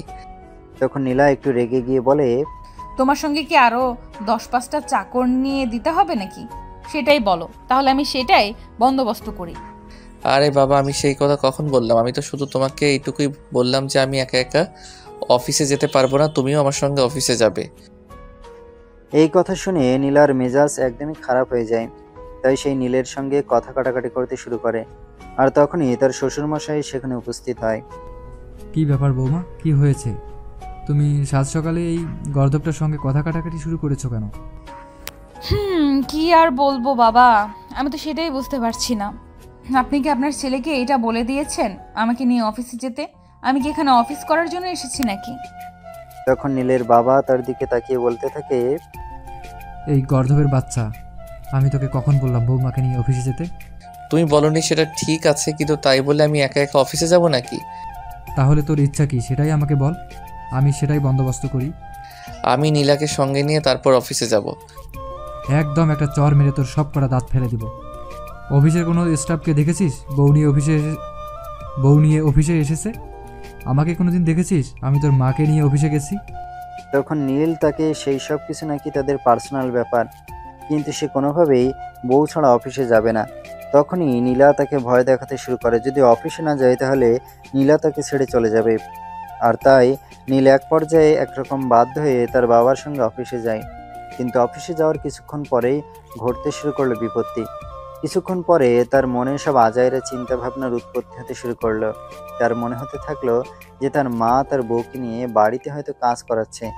তাই সে তার বাবার কাছে গিয়ে বলতে থাকে, বাবা, আমি বাড়িতে চলে যাচ্ছি, আর ডিউটি করতে পারবো না। কেন, কি হয়েছে? তুই তো একটু আগে অফিসে আসলি, এখন আবার কি হলো তোর? বাবা, আমি আমার বউকে ছাড়া একা একা থাকতে পারছি না, তাই বাড়িতে চলে যাচ্ছি। আর আমার কেন জানি না মনে হচ্ছে আমার মা হয়তো আমার বউকে দিয়ে বাড়ির কাজ করাচ্ছে। হ্যাঁ, সে যদি বাড়ির একটু কাজ করে তাহলে কি এমন সমস্যা হবে? তাছাড়া একটা মানুষ সারাদিন বসে বসে থাকতে পারে নাকি? আমি খুব ভালোভাবে বুঝতে পেরেছি এইসব কথা তোমাকে বলে কোনো লাভ হবে না, যা করার আমাকেই করতে হবে। কথাটা বলে নীল আর এক মুহূর্ত দেরি না করে সোজা অফিস থেকে বের হয়ে বাসায় চলে আসে। আর বাসায় এসে দেখতে পায় নীলা রান্নাঘরে তার শাশুড়ি মাকে রান্নার কাজে একটু সহযোগিতা করছিল। সেটা দেখেই নীল একদম তেলে বেগুনে জ্বলে গিয়ে বলতে শুরু করে, এই নীলা, তোমার কত বড় সাহস! তোমাকে আমি কতবার বলেছিলাম রুম থেকে বের হবে না, কিন্তু তুমি সেটা না করে এখন রান্নাঘরে কি করছো? তোমার কি আমাকে পোল্ট্রি মুরগি মনে হয় নাকি যে সারা দিন আমি খাঁচার ভেতর বসে থাকবো? হ্যাঁ, তোমাকে সেটাই করতে হবে। তুমি বাড়ির কোনো কাজ করবে না, তোমার কষ্ট হলে সেটা আমার সহ্য হবে না। ছেলের এই কথা শুনে নীলের মা বলে, দেখলে তো আমার পাগল ছেলের কাণ্ড, তাই তো তোমাকে আগেই বলেছিলাম এখানে আসার কোনো প্রয়োজন নেই। সে যদি বাড়িতে এসে কোনোভাবে দেখতে পায় তুমি কোনো কাজ করছো তাহলে তুল কালাম ঘটিয়ে ছাড়বে। হ্যাঁ, তোমরা আমার বউকে দিয়ে কাজ করাবে আর আমি কিছুই বলবো না, এটাই ভেবেছিলে তো? না বাবা, তোর বউকে দিয়ে আমরা কোনো কাজ করাবো না, তুই তোর বউকে নিয়ে ঘরে যা। কথাটা বলতে দেরি হলো, নীল অফিসের ব্যাগটা ছেড়ে নীলাকে কোলে তুলে নিতে দেরি হলো না। সেটা দেখে নীলা বলতে থাকে, আরে কি করছো কি তুমি? তুমি আমায় কোলে তুলে নিলে কেন? পড়ে যাবো তো। একটাও কথা বলবে না। কি ব্যাপার? আমি তো কিছুই বুঝতে পারছি না। তুমি আমাকে রুমে নিয়ে এসেছো ভালো কথা, কিন্তু দরজা কেন বন্ধ করছো? আরে বাবা, অনেকক্ষণ ধরে বাইরে রয়েছি, তোমার আদর পাওয়া হয় না, তাই তোমার আদর নেব। তাই বলে এই ভর দুপুরবেলা? হ্যাঁ, আমার যখন মন চাইবে আমি তখনই আমার বউয়ের কাছ থেকে আদর নেব। এতে আমি কারোর কোনো এক্সকিউজ শুনবো না। কথাটা বলেই নীল নীলাকে নিয়ে বিছানায় চলে যায় আর দুজনে ভালোবাসার বিনিময় করতে শুরু করে।